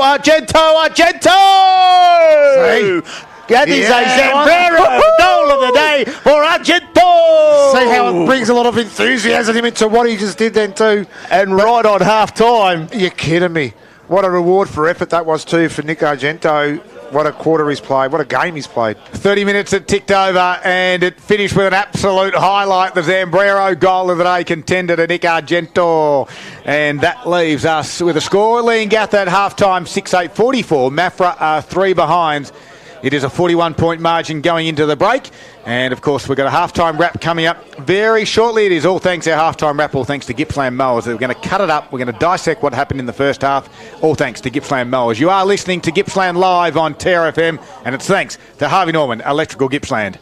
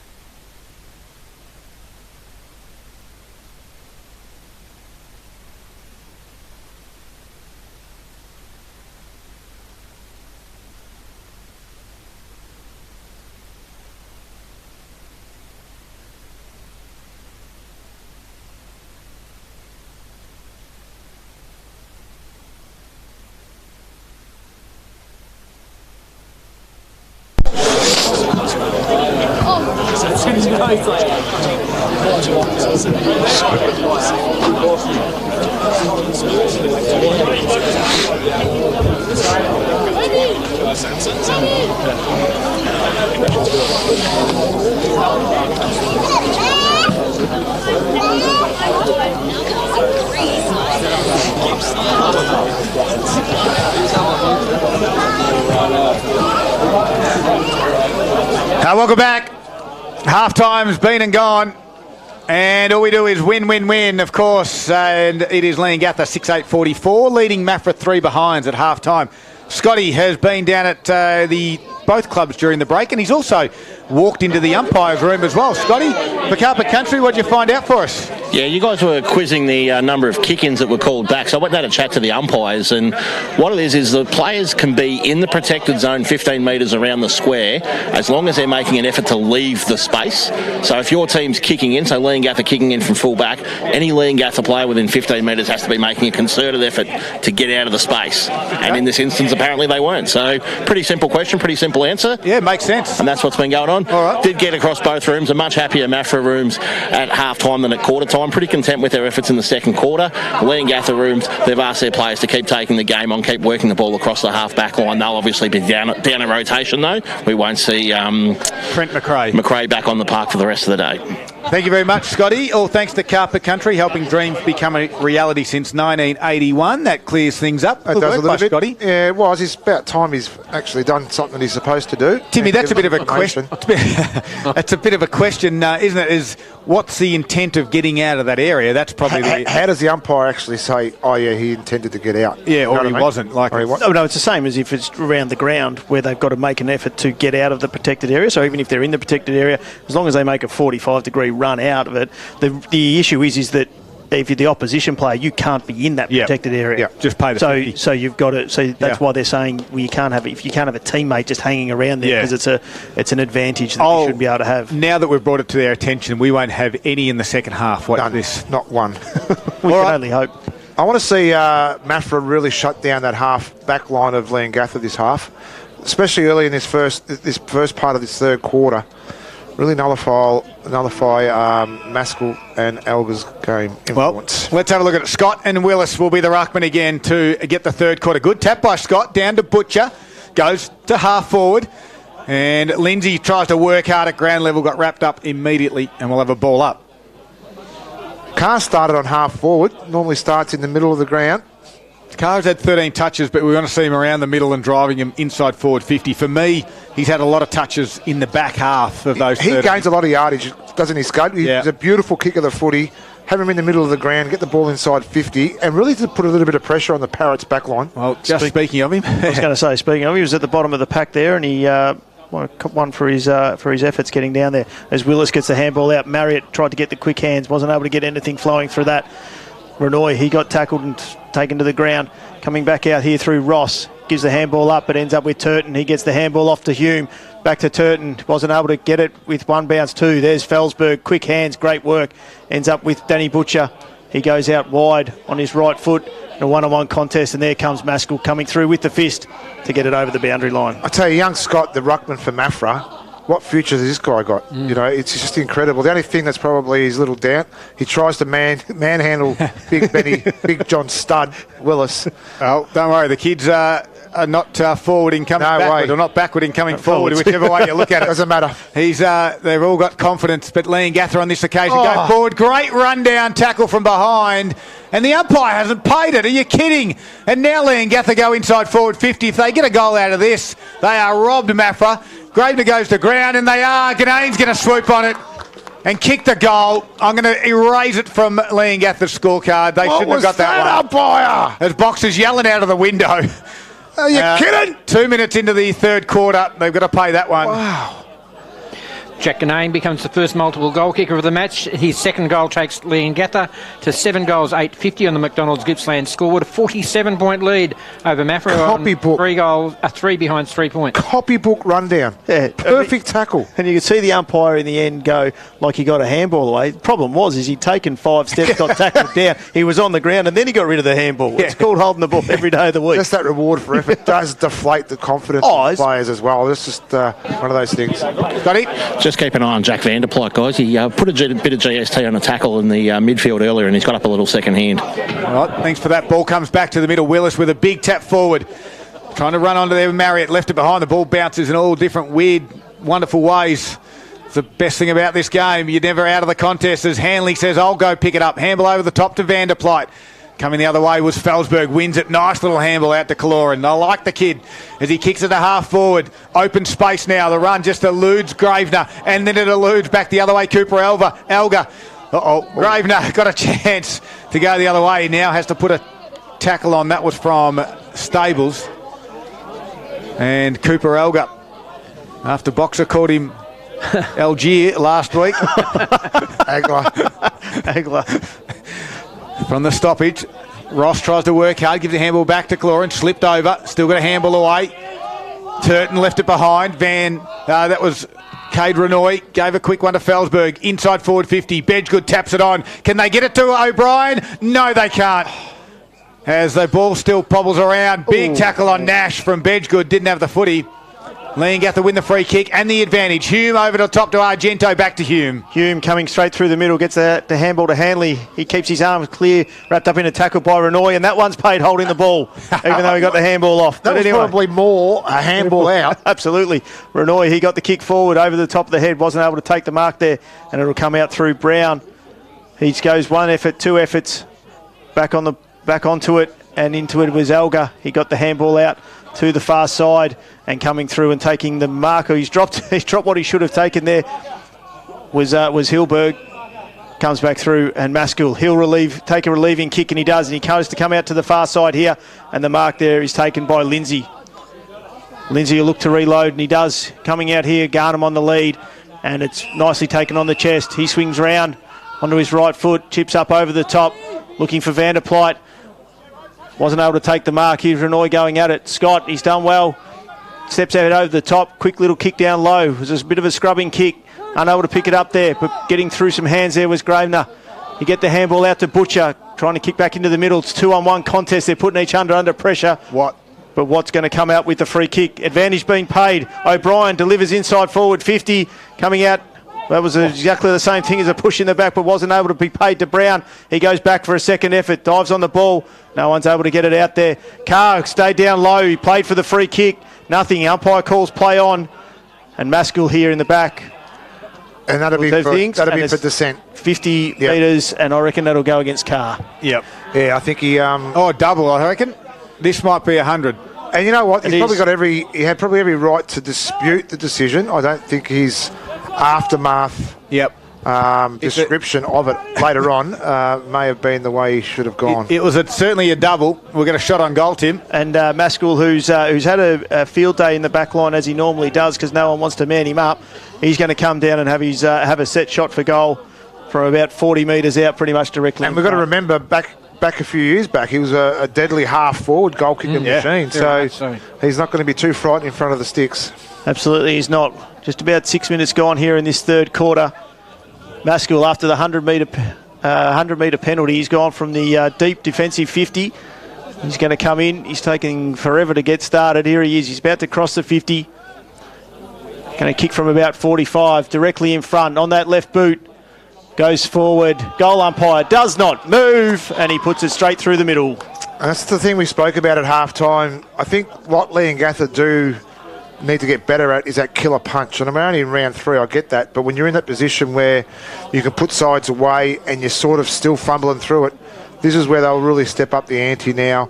Maffra's just starting to show a little bit of frustrations and a little bit of tired legs as well. They need to get on top of this and still get back-to-back goals here. And the margin crosses the 50-point mark. They're 53 points ahead, Leongatha, at the 7-minute mark of the third quarter. McDonald's Gippsland scoreboard, Leongatha 8-8-56. Maffra 3 behind 3 points. Oh, big moments, all thanks to the Moore Bowling Club. Better Beer is on the 6th tap at the moment. And it's a big moment for the Maffra Eagles. They just need this first one, otherwise it gets pretty ugly. Look, we say the margin's 53 points, and they've been okay, but all of a sudden, if they get a couple, it gets to a part where we can't be saying that's an okay sort of effort. Kaloran came out of the middle. The ball was touched, but it ended up with coming through the hand. There is Watt, and he's run down from behind, and that one's called holding the ball. And this is where they'll break your back now. They'll put these tackles on, they'll score on the rebound, and they'll just keep deflating the confidence. Another man who's been everywhere all day is Hume. He gets the kick out and goes out to that far side, coming down on centre wing, but it's gone straight into the hands there of Lambourne. Lambourne he stays out there and goes out wide. Maffra just chipping the ball around, but he's chipped it up too high. Coming out over the back there was Ben Spelzen, and he'll have a boundary throw in. Far side here at the Maffra Showgrounds. We've ticked over 8 minutes here into the third quarter. Timmy, not very good reading for me anyway, but nearly three-quarter. It is actually three-quarter time in the AFL. 14-15-99. Port Adelaide 10-4-64. Good lead to the Pies. Van der Plyt wins it from the stoppage, goes to Garnham. He dropped the mark that he should have taken. Allows Reid to come in, square it out wide to Allman. Had 2 goes at it. The forward handball's going to be okay. O'Brien gets on the end of this one. Nearly got ran down. Got his ball to the boot though. What just got, that was Stables got moved. That's all right. They may best make mistakes. Towards Reid. He goes back to the other direction, looking for a teammate in DeMarco. Did I get that around the wrong way, boys? The ball to the boot might have been. Well, the ball still has to get to the boot. Yeah, well. Yeah, and the boot goes to the ball. Either way, it's same result. Boundary throw-in. I've never said a word. Scott, I didn't even hear it. All right. Boundary throw-in. I'll get back on track. 9 minutes in. Out the back. Nicely done to Anderson. Tries to get it to open space. Out there is Robbins. Goes to ground. Gives it back to the run of Anderson who came on. Gives it to Butcher. The 1-2. Anderson's picked up 4 touches in the space of 40 metres. The kick goes inside 50 only just. Bedgegood tries to work Alga out from underneath it. Then he goes and wins the footy. Head over it. Umpire said no opportunity. And we'll ball it up on the far side of the ground. Scud, you were saying before that we've been saying that Maffra sort of been in the game. The issue is we're over 9 minutes here into the third quarter and we still haven't been able to kick a goal. Yeah. So whilst they've sort of still been in the game, they haven't been able to put any real scoreboard pressure on at all. Yep. And it's this real strength of Leongatha's half-back line and the back six that has been the key. Around the ground and everywhere else it's sort of been okay, but that last little bit, okay, when I say okay, it is still 53 points. But certainly they need a couple of extra targets up forward and at least some marks inside 50. Paul Carter, what do we add marks inside 50 for Maffra and for Leongatha for the game? 4 to Maffra, 6 to Leongatha. Yeah, we haven't had too many. And that was going to be a comment of mine as well. They miss a Butcher, a big target down forward as well. So, they've got that big target to look into. They might actually get them a bit more confidence. Willis again took the ruck contest out, was able to take control of the ball, kick it forward. It's out onto the far wing. Handball coming out over the top. No real clear possession as Butcher just throws it on the boot. And Maskell in front, as he's done all day in front of Stables. He takes a strong contested mark. Comes back in forward looking for his mate in Marriott. He has 1-2 grabs and he's paid the mark and they're off. Marriott to Alga, running straight through the middle. He's taken one bounce, looking for and able to find Ganane. No, goes over his head. He turns, can't bend down and pick it up. Hanley's coming through, but able to pick it up there and handball was Tudor. Robbins got the handball out, kicked out wide here, and Renoy, he's got 1, 2, 3 to beat. Does a great job with the handball, but it came up to Alga. He dropped something he should have taken. Butcher wrapped up him, and we're going to have a ball up here with the umpires coming straight in. Ball it up right in front of our commentary box here. We've ticked over 11 minutes into the third quarter. Those 4 marks inside 50 for Maffra have realised 1 behind, 2 out in the full, and 1 that didn't make the distance. Yeah, exactly right. So they need a couple of marks around that funnel area. From about 25, 30 metres out, box up. Yep, I'm going to keep singing the praises of this big Scott. He's going to get over the top again here. We'll get another tap. No, he didn't. Yeah, Willis, Marriott got round 1, got around 2. Forrester on the left boot. He puts it to 50. Touch ball was called. Up for the mark. No one was able to take there. Handball coming out from Borshman. Forrester again. Swings round 1, swings round 2. No one's able to take clear possessions. There he is. He's been great for them today. Has been Caloran. He's wrapped up in a strong tackle by Borshman and we'll have another ball up. About 55 metres out from the Parrots' goal. Going up and doing the ruck. Here we go, the 2 young fellas. Scott did well, got rid of it. Marriott tried to get it on the boot, couldn't. Anderson got a handball out. Felsberg, he takes a sweeping handball out and ends up there in the hands there of Ross. He gets it back off the hands there from Allman. Chip kick over the top, Felsberg. He sat and waited for it. And coming through there to get his hands in was Turton. Wraps up the tackle here was Alga. And that was Allman. And we're on true centre wing on the far side here.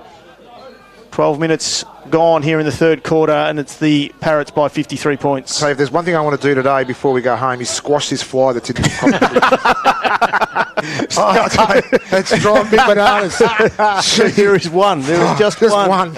Turton goes backwards to Elga, and they again come inboard. This one at the toes there nicely of McGannon. He picked it up, drives to half forward, and Garnham takes a strong mark. He wanted to play on from Reid.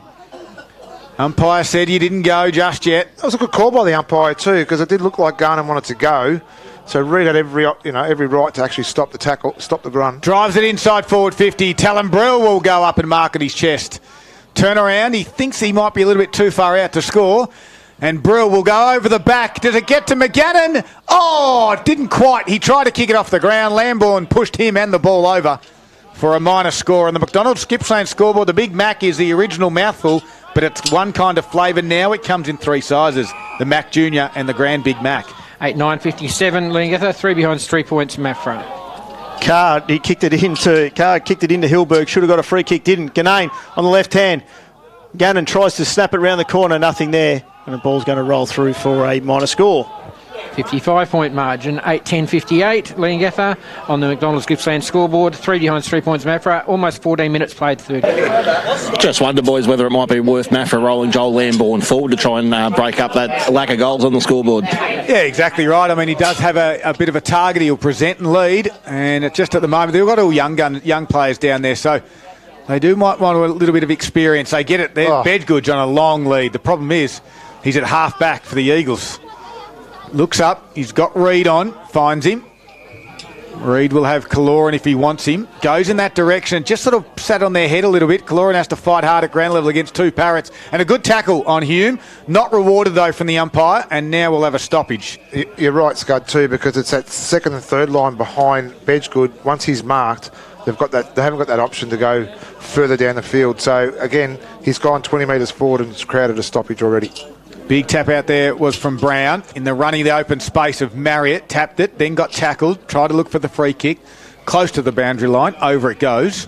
Scud, we've got a thriller down in one Thaggy building up here. It's one Thaggy 5-7-37. Maul have a 3-point lead, 6-4-40. Back here, the margin is at 55 points, Leongatha's way. Maffra still looking for their first goal of the game. Borshman handballs forward. Marriott just on the run and forward running and delivers to Brill. Can't mark. Second effort was good. Got ripped around the head. Free kick, 49 metres out. He's too far out to score. He'll be looking for options. Maffra's got some numbers back now. Timmy's got in on the swatting fly game. I'll kill it, I tell you. You're not going to find it. Let's be nice to our flying friend. Talon Brill's going back to look like he's going to have a shot on goal. He didn't want to make the distance from 45. Now he's got to kick at 55. This will be surprising if it goes through.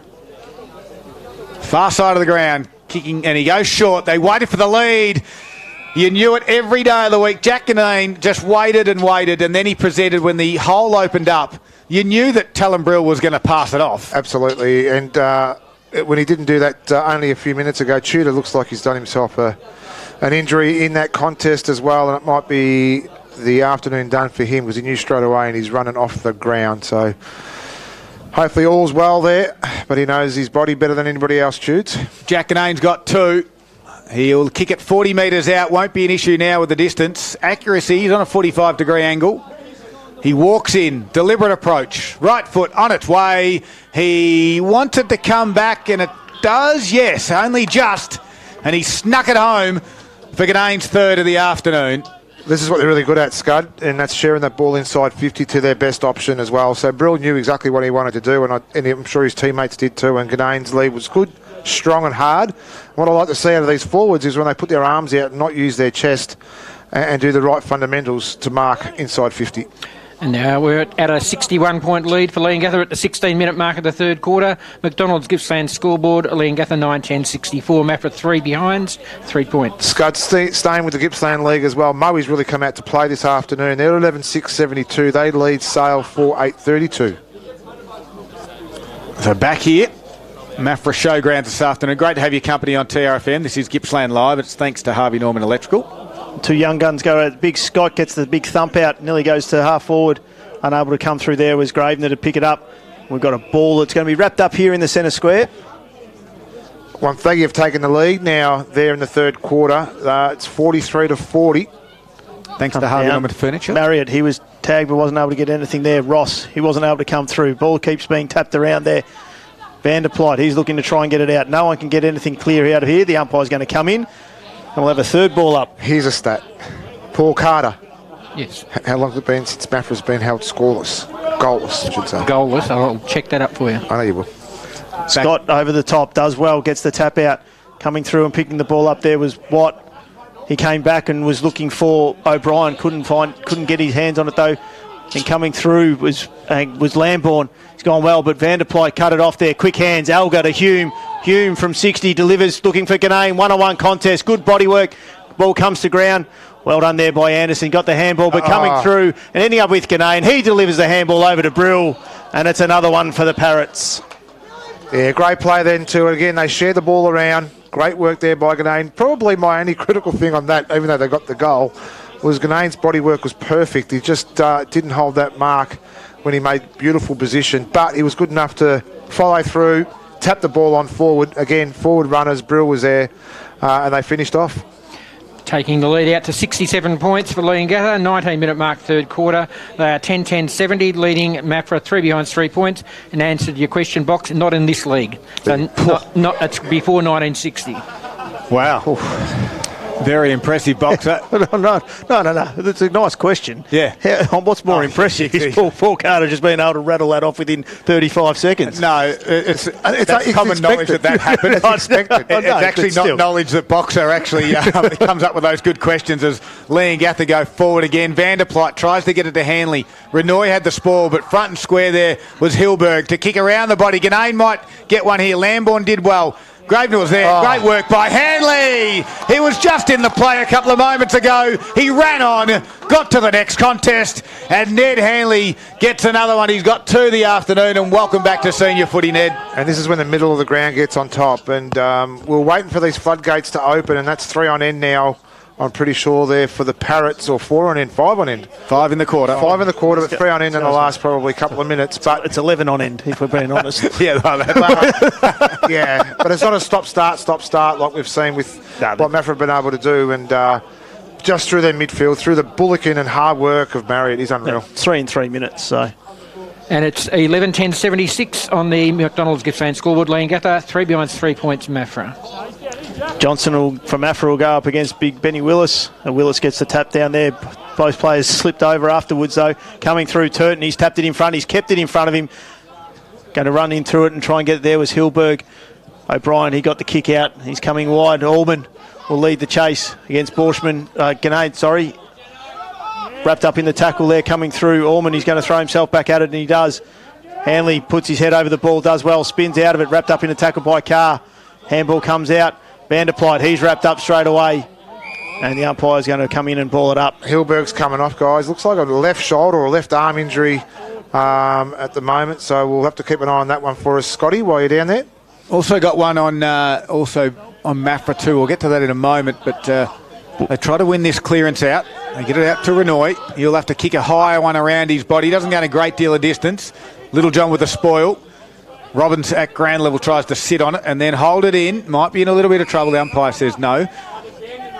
Now, we haven't seen Luke Dyer for a little while as well.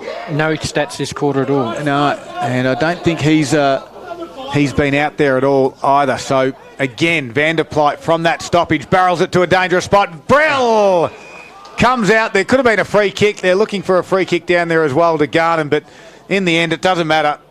Brill's taken the mark. I mean, the free kick was there to Garnham too, but with the mark was great from Brill. But I think he plants a seed for the umpire because there's been a fair bit of holding down forward, especially with Garnham, as Brill lines up 30 metres out directly in front. He's got 2 this afternoon. He wants to join Ganane on 3, and he likes it off the boot. He claps before it even goes through. And Talon Brill's got 3 goals this afternoon. He was in good form last week. He's pretty nervous coming up last week to speak to us after the game. He was our best on-ground performer for Isuzu. He was really good, and what he spoke a lot about was the team things. And so you can see how team-orientated this whole side is, but it's right through it, and he was speaking it last week. And again, he put himself in a great position, a good contested mark inside 50. Margins now 79 points at the 22-minute mark of the third quarter. Leongatha on the McDonald's Gippsland score to 12-10-82. Maffra still on their half-time score, 3 behinds, 3 points. Is Scotty awake down there? Scotty is there. I am indeed, Boxer. You haven't put me to sleep yet. Hilberg's got the ice on the shoulder, so I don't think we'll see him again for the rest of the day, especially given the scoreboard. No, exactly right. And Luke Dyer as well. Have you noticed him in the sidelines for the Maffra side, Scotty? I don't think he's been on this quarter. I'll go up the other end and have a look, and I'll grab some chips while I'm there. Good work, Scotty. Thanks to Carpet Country this afternoon. Scotty's great down at ground level for us. As a big Benny Willis unopposed in the ruck in the end, tapped it out to Vanderpleit, starting to get into this game. This guy's been good too, Argento. He gives a handball back to Willis. Sold some candy, the big fella, and then delivered a barrel inside forward 50. It's a foot race. Tapping it forward there is McGannon. Keeping his feet though was Ross. Had to handle to open space. Felsberg was there to support him. He got a handball out further afield to Robbins. Inboard kick was just okay to Anderson. And at half-back flank for the Eagles. Goes short to Renoy. They want to hold on to it a little bit to the Eagles. Goes backwards to Reed. He's got some numbers on the switch here. Allman's one of those. Should use him. Goes to him now. He completes the mark. What's he got upfield? The answer, as it's been all afternoon, not much. So now it's slow. At half-back for the Eagles. Kick down the line. It's a shallow kick and be picked off by Littlejohn for the Eagles. Parrots, that is, they go inboard to Vanderpleit. And now they open it up to the far side. Argento, one of our best on-ground performers this afternoon, will square it out wide. They've got runners everywhere. Nash is the one that's ran on from the half-back. He drives it to Brill, puts one hand out, takes it 49 metres, lowers the eyes, gets through to Hanley, squeezes the handball to Hume, and Hume hits the post. It's a minor score on the McDonald's Gippsland scoreboard. They got 3 sizes now, the Mac Junior, the Grand Mac and the original Big Mac. Oh, we can play the final siren now. The margin's 80 points, like I said. 12-11-83 Leongatha to Maffra, 3 behinds, 3 points. McDonald's Gippsland scoreboard. It's not about you, Paul. Paul's come in, he's called a play on. Comes back into the middle looking for Caloran, wasn't able to find him. Coming through there was Nash. Got the handball through into Forrester on the left boot, go over the top, lands in the hands of Brill. He's going to run into an open goal and kick his fourth. Well, there you go. Yeah, they've really, that killer punch we're looking for, here it is. And they're starting to look a little bit tired now. It's probably the young minds are getting fatigued as well. But this is where Leongatha are really shining because they know when to take hold.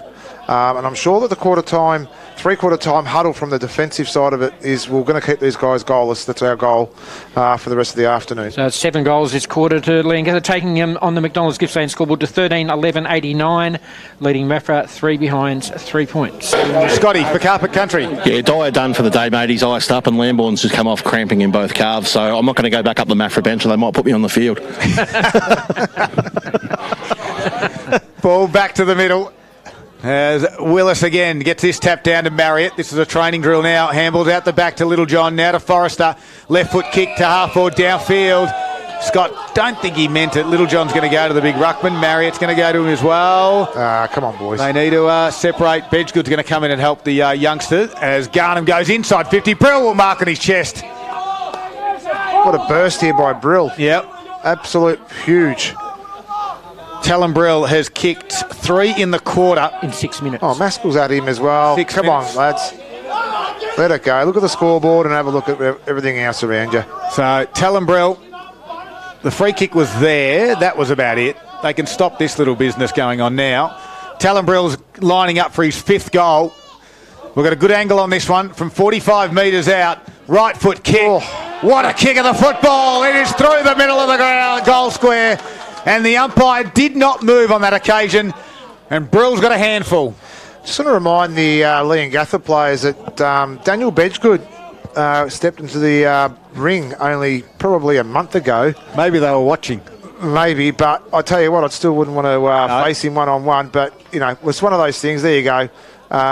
Forrester went up to young Scott, shook his hand, and they have made it up for the afternoon. However, Brill, what a burst these last 5 minutes. Well done. The 8-goal quarter to Leongatha, taking them to 14-11-95, the 27-minute mark on the McDonald's Gippsland scoreboard.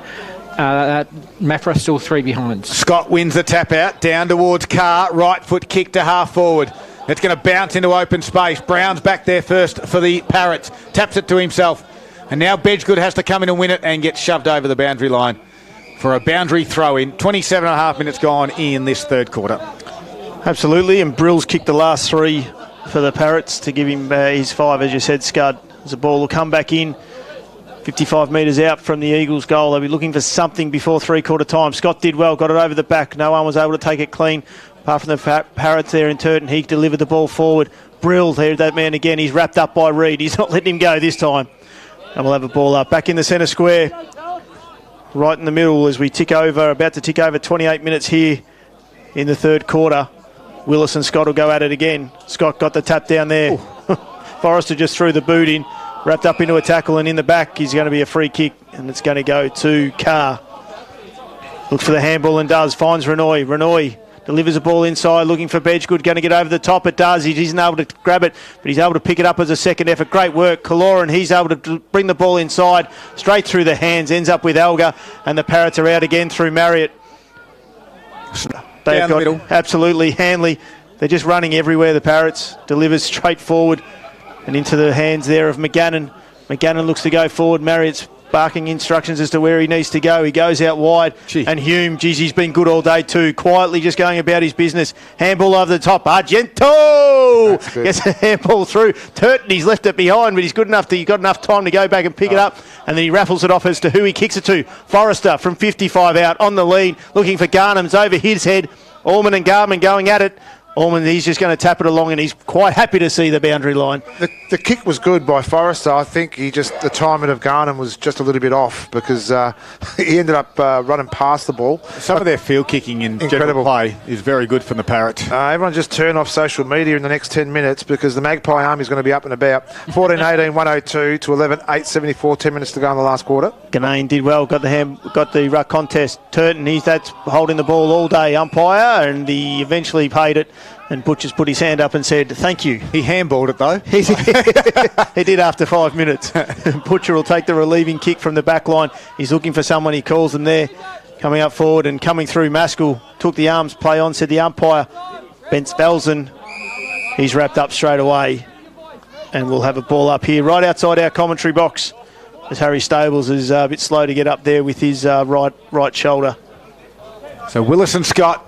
Scott's battled hard. Willis win this one, though, to Marriott. Nice over the hand, over the shoulder handball to Forrester. Delivers to Brill. My goodness, Talon Brill. He's kicked the last 3 goals. He's got 5 for the game. This is some quarter from Talon Brill. And this is, again, where he's prepared to lead into the right spot. And Forrester, again, with that use, his left foot is deadly. He's got good pace. Took it on the chest. He had plenty of time. He had plenty of space between him and his defender. Great kicking board. This would be 5 in 11 minutes if he gets it. This is a purple patch. I don't think I've seen a period of play that a player has just turned it on as much as Talon Brill. Well, you weren't watching back in the day, Scott. He's kicked 5. Talon Brill puts it through. No! Hits the post. And it's a minor score, a little blemish for the Parrots. 14-12, 96 to 3 behind 3 points. McDonald's Gippsland scoreboard, 31-minute mark of this third quarter. Carr takes the mark from the kick in. They'll be praying for three-quarter time pretty quickly here, the Eagles. He finds Butcher. Just need to get some control. He's handball back to Carr. Carr just chisels it down the middle, looking for someone to pick it up. Big Scott does well. Gets the handball over there. Finds out with Anderson. He gets it back to Scott. Through to O'Brien. His handball over the top. Felsberg. And there's that three-quarter time siren. And we thought the Parrots had been so-so here today, but that third quarter truly showed exactly how good of a team they are. And they will go into three-quarter time break very, very happy. 15-12, 102 to Maffra, 3 behind. It's three-quarter time, and it's all thanks to Harvey Norman, Electrical Gippsland.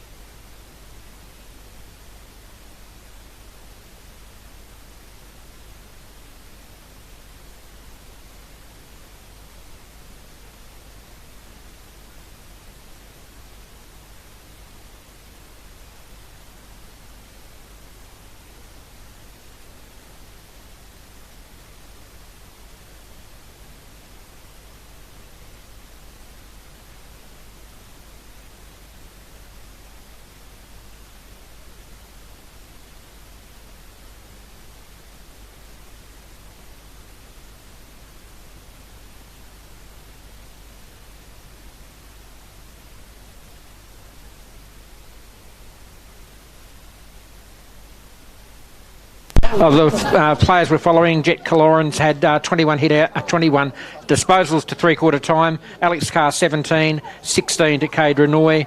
From Leongatha, Tom Marriott 10 disposals at quarter, he's up to 24. Cade Maskell 23, Jake Vanderplyte 21, Cooper Alga 17. Thanks very much, Paul. They are all thanks to the new Isuzu D-Max Live Your Own Way, available at Gippsland Isuzu Ute, LMCT 10285. They're on the Princess Highway in Traralgon. Scotty is down at ground level. What do you find out from the two huddles at three-quarter time, Scotty? Yeah, tale of two cities again here. Maffra happy with the effort, but they're down a few soldiers. They're going to have to rotate really heavily just to keep 18 on the park in the last quarter. Leongatha, foot on the throat. They will not go away without putting 120 points in the margin category here. They are all over them, and they just really, really want to make a big statement today. Yeah, they certainly do. They've certainly started off the season a little bit sluggish, but today it's been all one-way traffic for the Parrots. Boxer around the grounds. Check, get everyone up to speed with what's happening thanks to Harvey Norman Furniture before this final quarter gets underway. Yeah, thanks, Gus. Three-quarter time scores, 6-7-43, one Thaggy, Maul 6-4-40, but I can say, looking at the live stream, Maul's now got a 10-point lead, 43-53. And they've been playing 6 minutes there in the last quarter. Murray, 13-9-87 to Sale, 5-10-40. In the mid-Gippy, MDU, 4-15-39 to Tarwin, 7-4-46. Newborough, 5-8-38 to Yanar, 10-9-69. Thorpedale, 9-7-61. They just start to shrug away. They're trying to shrug Ballara away, 8-8-56. Tura, 11-12-78. Comfortable leaders over Hill End, 6-5-41. Stony Creek, 3-8-26 to Moore Lease, 11-11-77. Haven't got a score from Rosedale TTU, so if I've got any friends at Rosedale, which I probably don't, can you send me through a score, please, one of you beautiful people down there at Rosedale? Woodside, 7-9-51. Sales City, 8-4-52. So they've come back from a fair deficit there, so it's a 1 point lead to Sales City. Glengarry 8-3-51, Hayfield 18-10-118, and Cow 8-4-52 to Yallourn North 12-11-83.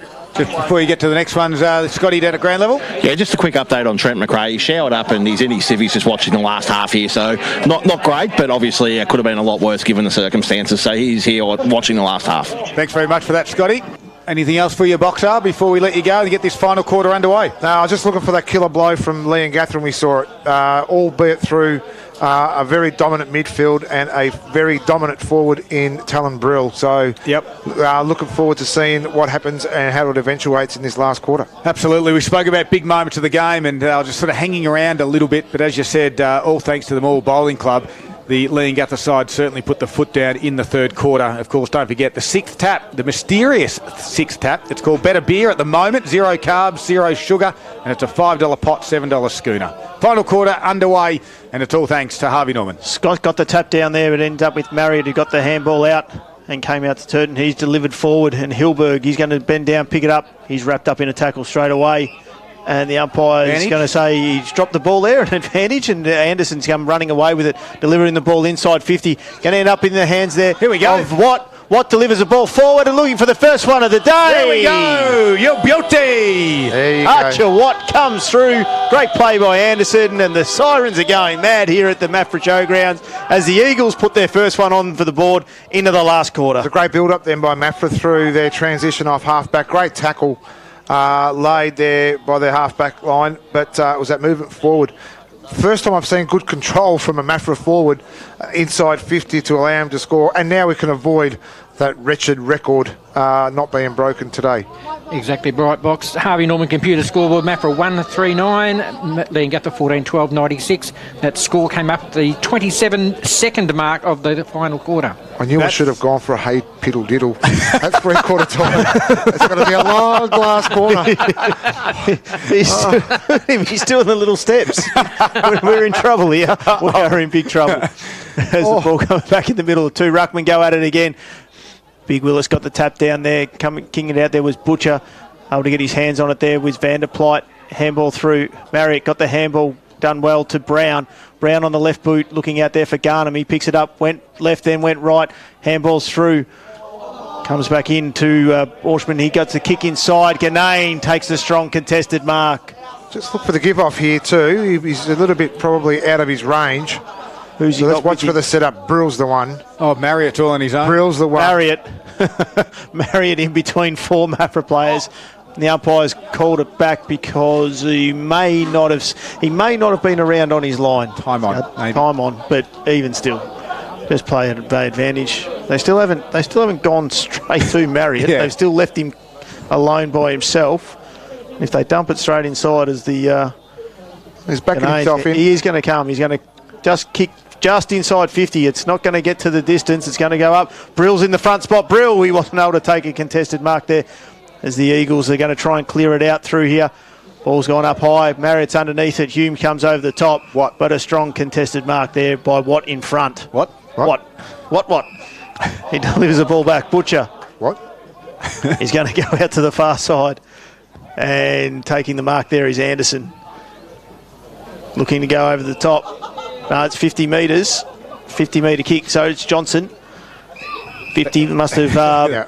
The young fella on the far side wanted to kick, but it's a 50-metre penalty. 50-metre penalty. Here's a boxer prediction for you, Scud and team. Oh, here we go. Brill, 7. He'll finish with 7. All right. He's on 5, so you're really sticking your neck out. Well, for a small forward, that's a big contribution, though, Scud. Yeah, but he's already got 5 on the board. Doesn't matter. It's not like you said it. I'm not going to say he's going to he kick got 10. I look like an idiot again. I reckon. If he kicks 10, I'll be a hero. I got a prediction too. You're going to piss your pants. I'm not sweating because it's hot in here. I'll give you the tip. The ball's made its way to the half-forward line for the Eagles, and we have a ball up 55 metres out on the far side here at the Maffra Showgrounds. Willis and Scott does well. Scott over the top. Butcher kicks the ball inside, and it's going to be landed inside. What is there again? And he's going to take the mark, and he's going to look to go back and kick his second for the day. What? Well, we're going there, are we? No, we won't. No. I reckon this carpet's waterproof. Boxer for Carpet Country, please. If you do, we know where to get it fixed. Carpet Country. Watt's going to come in. He's about 45-degree angle. He's going to kick from about 40 metres out. Ball's on its way. Umpire moves fairly hard to the left, and it's through for a minor score. Chipping away at the deficit, 1 point at a time. 1-4-10 to Maffra. It's an 86-point deficit over Leongatha on the Harvey Norman computer scoreboard. The Parrots are 14-12-96. She's all over it at the MCG. It's the Pies, 17-21, 123 to Port Adelaide, 12-9-81. So Maskell straight down the middle of the Maffra Showgrounds, right in the middle of the ground where big Betty Willis can stand and take the mark and play on to Van der Pluyt. He drives it to half forward. Open space is Forrester. Can't complete the mark. Get through a Butcher tackle. No. He got his handball away. It goes to the top of the 50. Ross will work hard for the Eagles. Head over it there was Forrester again. Somehow the ball bobbles out where Carr has it, and he got dumped in a Borshman tackle. And the umpire said no prior, and we'll ball it up. You love the stuff that Leongatha did. There was double tackle too, so we're playing 3 quarters and 5 minutes into this last quarter, and they're still going at it. So top of the 50 it is. This time Hilberg tapped it down. The free kick will go to the ruckman. Or is it going to a midfielder just off that contest? Someone got held. It was the ruckman in the end. Good to see he's back on the ground. Scud went off with a shoulder injury, and Scotty had him dead and done. Hilberg for unloads from 51 metres and thumped through. No, the umpire's going to wait and stop. They go to the video review, which is virtually a discussion here at Country Footy. The 2 umpires will come in. The goal umpire, the field umpire, he wants the football. They can't ask the boundary umpire. Because they're going to have a chat. Box. This umpire's been watching too much AFL. And he just says, what do we think? We go to the review. There's 3 umpires around this. Four now. Suspension builds. Where's Scotty? Send Scotty down there. Scotty, can you tell us what it is? Yeah, that'll be given a point because they always go for the lowest score. It's the obvious thing. And Box, just start thinking about waterfalls for me, can you? What is it? Give it a go. So how hard is it? Make a decision. It's not that hard. The 4 umpires are still discussing this. Come on. We have a touch. It's called theatrics. It is. It's a behind. And the margin's at 87 points, and Carr drives it down the middle of the ground. It's going to come back. Forrester puts it back in. Hot spot. Brill back with a flight. Can't get there. Carr will relieve the pressure again and get it out to a teammate, and that teammate Stables. Stables got the handball looking for Felsberg. Didn't quite make it. But coming through there was Kaloran. He's done well all day. Been great. Hilberg got the handball looking forward into the forward 50 line. Argento didn't have it, but the umpire said play on. Scott, he got the handball through the hands. No one's able to pick it up, so the big fella said, I'll just go and get it myself again. He's done delivers well. the ball forward, Maskell. and there's that man Maskell again. I'm not sure if the umpires know, but they're not paid an hourly rate. They're paid a set rate, so it doesn't matter how long they're out on the ground. And here it is, McGannon. He delivers the ball forward, going through handful. Forrester, he's going to cross the 50, put it on the left boot, delivers, and this one is going to bounce, and not go through. No, not go through, nothing on that. And we're able to take it away. And Anderson will take the relieving mark here deep inside his forward 50. Finds Felsberg, who again, this young Maffra team, they're going to build a side around him. He's been great. On the left boot, the pink boots comes forward, and there's Watt with a strong contested mark. He's been good too, I reckon. He has been very good, and he stepped up really big in this last quarter. He goes out wide and finds Robbins in front of his... He's been their dominant forward. He's kicked one. Robbins has gone 30 metres backwards here as they try to chill the clock here, and finds Anderson. Anderson comes back through and finds Carr deep in his defensive 50. He goes out wide, and that ends up in the hands there of Johnson. So they've taken 7 possessions, and they have not made any inroads into the Leongatha Parrots direction. Reed, he's gone left, then gone right, now come back out to the left again to Carr. Carr will come to Anderson, and I reckon Anderson may get Butcher, who's just come off the bench. If he's quick enough, he'll get him. If he's not, he won't, and he eventually finds Butcher out on true centre wing. Butcher swings round looking to go inboard, and he does, into the centre of the ground. Go forward. Finds Robbins. Robbins has got to go. He's got to go. He's now called to play on. No, we're going back. He now goes backwards. That one's to Johnson. Johnson to Carr. He goes forward. We eventually cross over the halfway line and finds the big fella in Scott. Now he's just going to settle things down a little bit. Not sure why. For Renoy to run around and then take a chip kick out there, and taking the diving mark out there is... I reckon they've gained 5 metres out of that play. Yep. Kicks over the top. Absolutely, and he finds O'Brien with the helmet on there out at that big gum tree out there on the far side. Big landmark here. Bedgegood, strong contested mark out in front. If they can get a mark inside 50, this has been good. Couldn't get anyone. Scud, you just got to be quiet and just let them build it up. They had it all there until you just put the old commentator's curse on. But they've got the ball wrapped up inside their forward 50, 45 metres out. Bedgegood comes in to do the ruck work against young Brown. No one's able to get it clear, and the umpire's going to come in and have another ball up.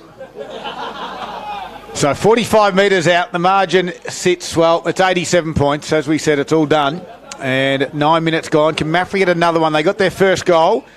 Are they actually leading the quarter? They are. They are, yeah. They are winning the quarter. Reduced by 6 points. That'll do. If they can have a win, that will be enough for this young group. A quick kick out there from Brown goes straight for the boundary line from the stoppage, and the umpire says, no, it's not. Ball it in, far side of the ground.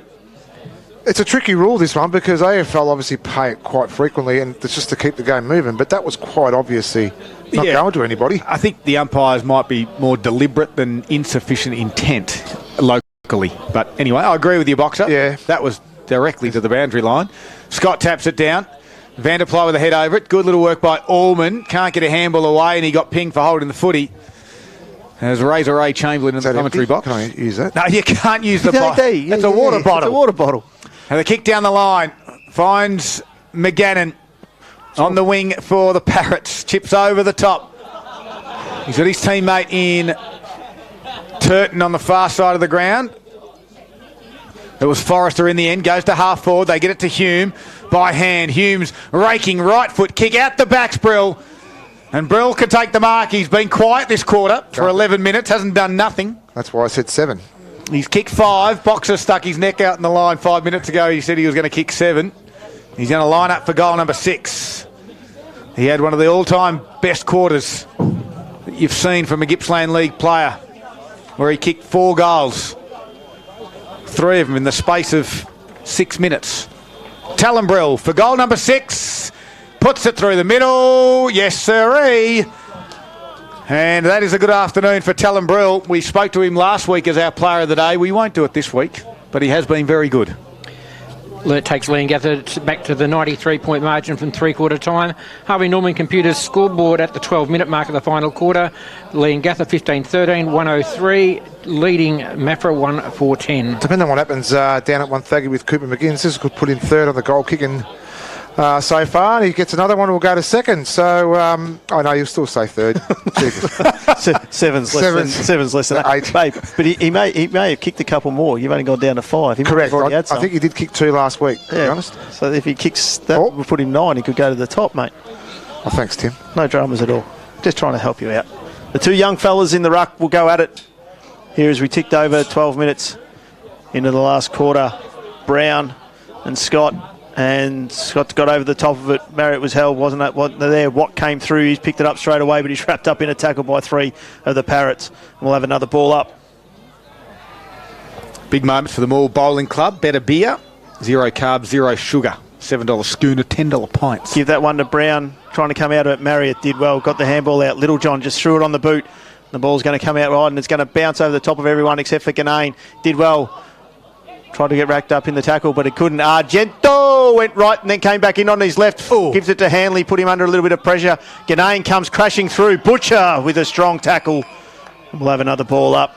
Geez, gutsy young Hanley, isn't he? Like, we know what he's been through over the last 12 months or so, and he put his body right on the line then too, so great work there by the young fella. Time to start thinking of our Isuzu player of the day. I reckon Argento's been very good, just quietly. Oh, you've already cancelled out Brill. Poor I thought he went all right. If he kicks 7, he's got to be half a chance, doesn't he? He's only kicked 6. Yeah, Marriott delivers the ball forward. Hilbert couldn't take the mark there. Coming through, hands over the shoulder, no contest there from the umpire. And we'll have another ball up. Just the game down there at 130, and it's still a comfortable lead now. You would nearly say a 3-goal lead to the Tigers, 44-62. Scott over the top, got the hat tip out there again, but came down to Marriott. Ganane with the tap over the cross. Forrester kicked the ball forward, but standing in front and taking the strong contested mark there was Wright. He finds Carr. He's going to go out wide, out to the far side, looking for and finding out there in Robbins. Robbins plays on quickly. He's got one over the top there in O'Brien, if he can get him, and he does. Needs more to go to it. Bedgegood's on the lead. It's going to be a strong contested mark. He had 1-2 goes at it. Couldn't quite take it on the third there. Felsberg comes out of it there. Wrapped up straight away in a tackle there by Cooper Elgar. And we'll have a ball up. He leads up so well, Bedgie, and he does it all day. Umpire was a little bit rough on him, not rewarding that mark. I reckon he had enough of it to pay the mark. 14 and a half minutes gone in the final quarter. Scott with the tap down here. It's a 93-point margin. We'll try and make the game as entertaining as possible in the final minutes here. Marriott from the stoppage kicks towards the boundary line. We'll find it and go over for a boundary throw-in. Not much love from Rosedale. Can't get a score out of there at the moment. Haven't got any friends left out at Rosedale? I've got a couple. Surprised. Didn't, of course, the Gippsland live team with a big call tomorrow afternoon. Sunday afternoon football is going to be a belter down in the west. Warragul are hosting Druin. That's going to be a great game. It always is. Arch rivals in the competition is very high, and none. Well, there's a couple bigger, but they're certainly up there with rivals Druin and Warragul. It doesn't matter where they've been over the last couple of years either. They're always a good tight contest, and both teams have started well, both getting some wins on the board early in the season. So it'll be a cracking game down there at Warragul tomorrow afternoon. Looking forward to calling the game with Scotty Crabtree tomorrow. So me and Big Scotty are doing the venture down in the Isuzu tomorrow. What's that, Scotty? Just make sure you bring a couple of water bottles, Box. He's chasing water. I don't think Timmy's going to take his home this afternoon. Robbins from the stoppage here tries to get to O'Brien, who just tried to spoil it over the boundary line, but by that stage it was out of bounds on the full. That could nearly be 50, but anyway, we're late in the game. Inboard kick to Hume.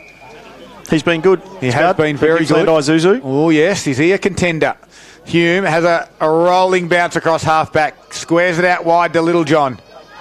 The back six have been very good for Leongatha. I mean, they've restricted them to 10 points for the game.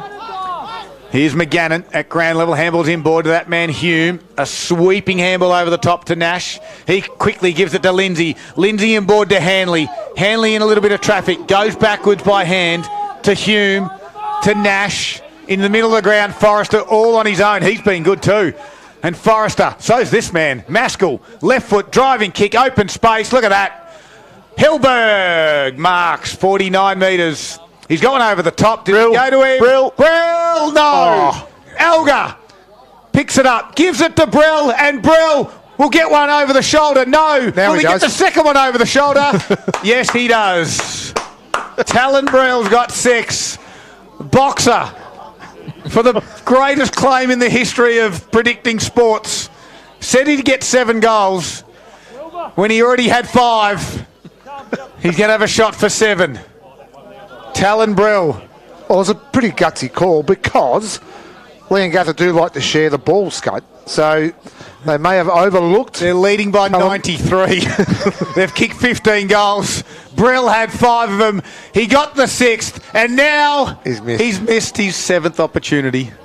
It's a minor score, and Boxer can sit down. Oh, no, he can't. 94-point lead to Leongatha. Too much pressure. Harvey Norman computer scoreboard, 17.5 played in the final quarter, 15-14 to 1 goal for. When the river runs dry.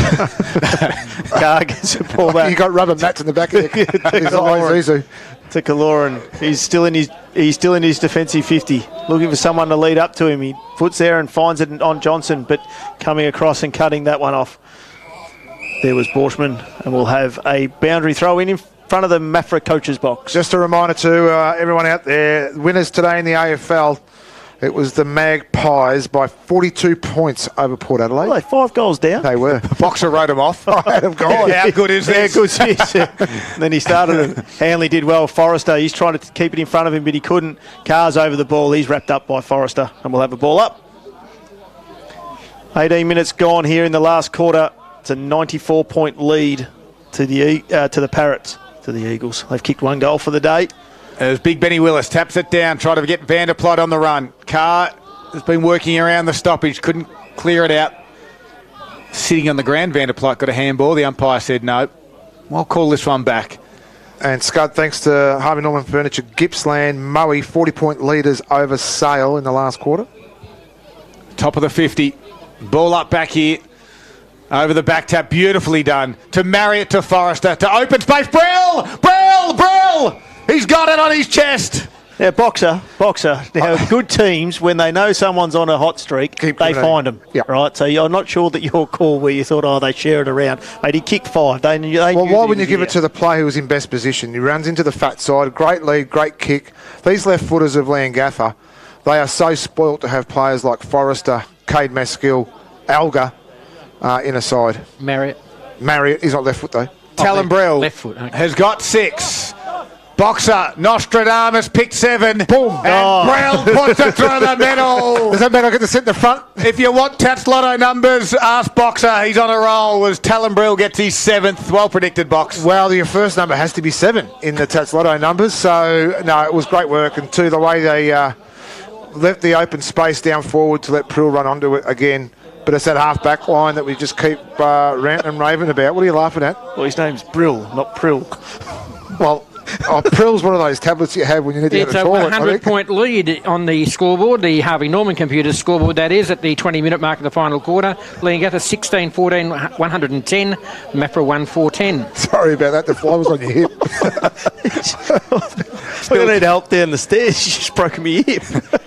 So Scott and Willis, back to the middle we go again. Not long to go in this one.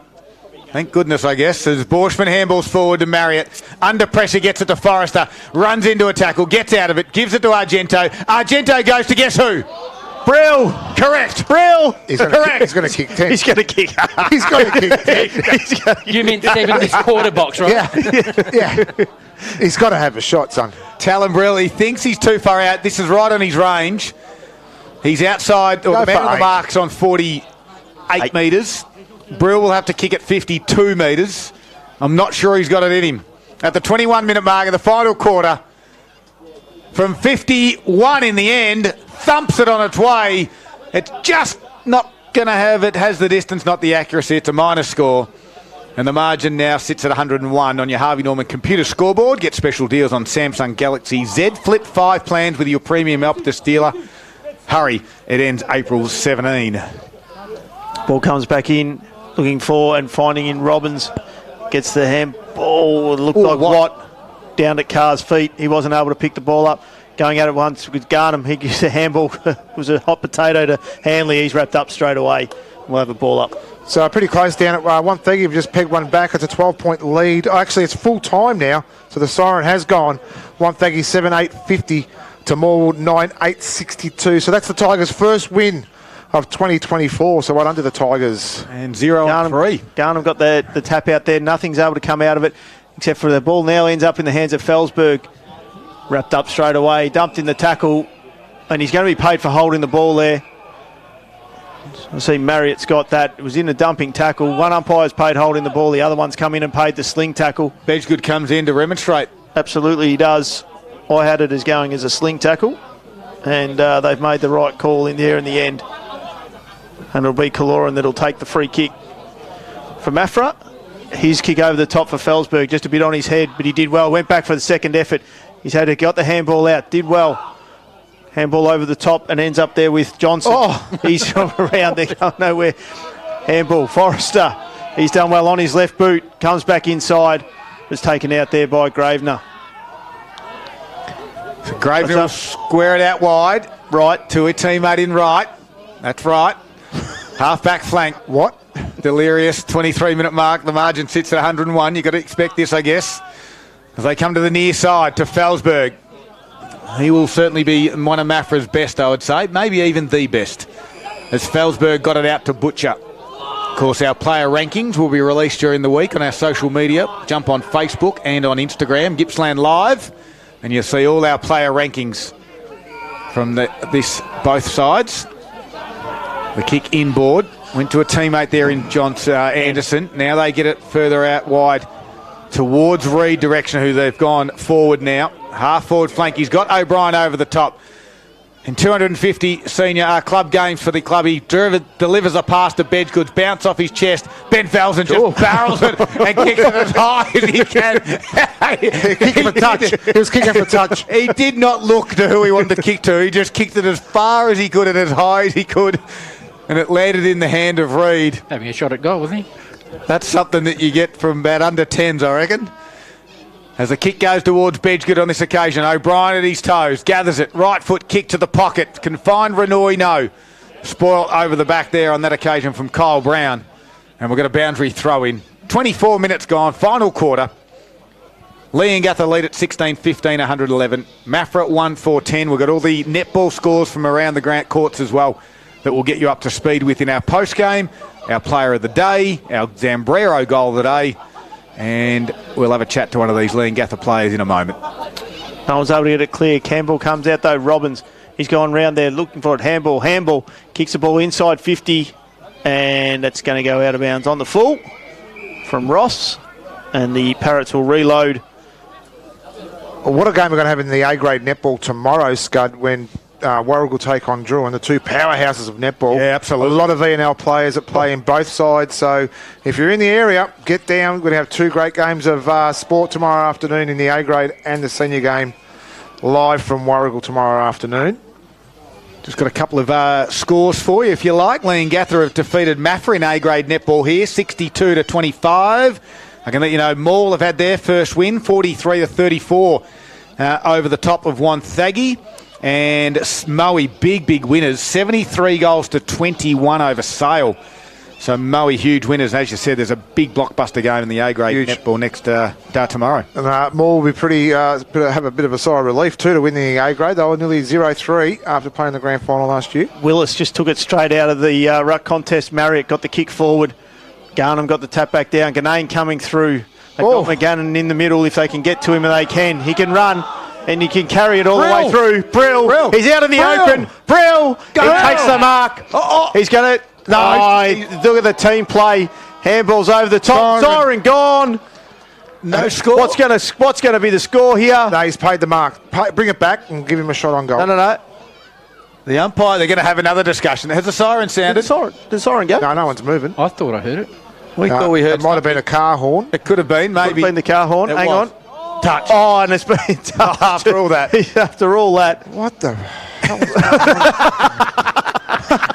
16-16, 112. Leongatha, 102-point leaders over Maffra, 1-4-10. Harvey Norman Computers scoreboard. Not a true forward, Brill. Any true forward like you, Boxer, would have gone back and taken the kick. Not on your life would I have handled. Reed, he comes out wide and finds Anderson. Anderson over the top to Felsberg. I would have said I lost you in the sun. He asked me after what he said. The sun was behind him, but doesn't matter. He comes out wide and finds Butcher. Plays on quickly.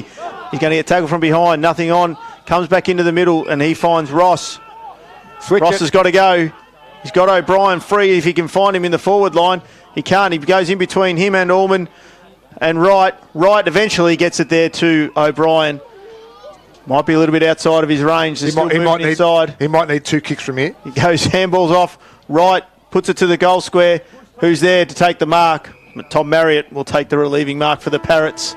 And there's the siren. The siren. Yep, there it is. Wraps it up here. Of course, we're going to quickly go through our post-game after this. But Leongatha, far too strong in the end.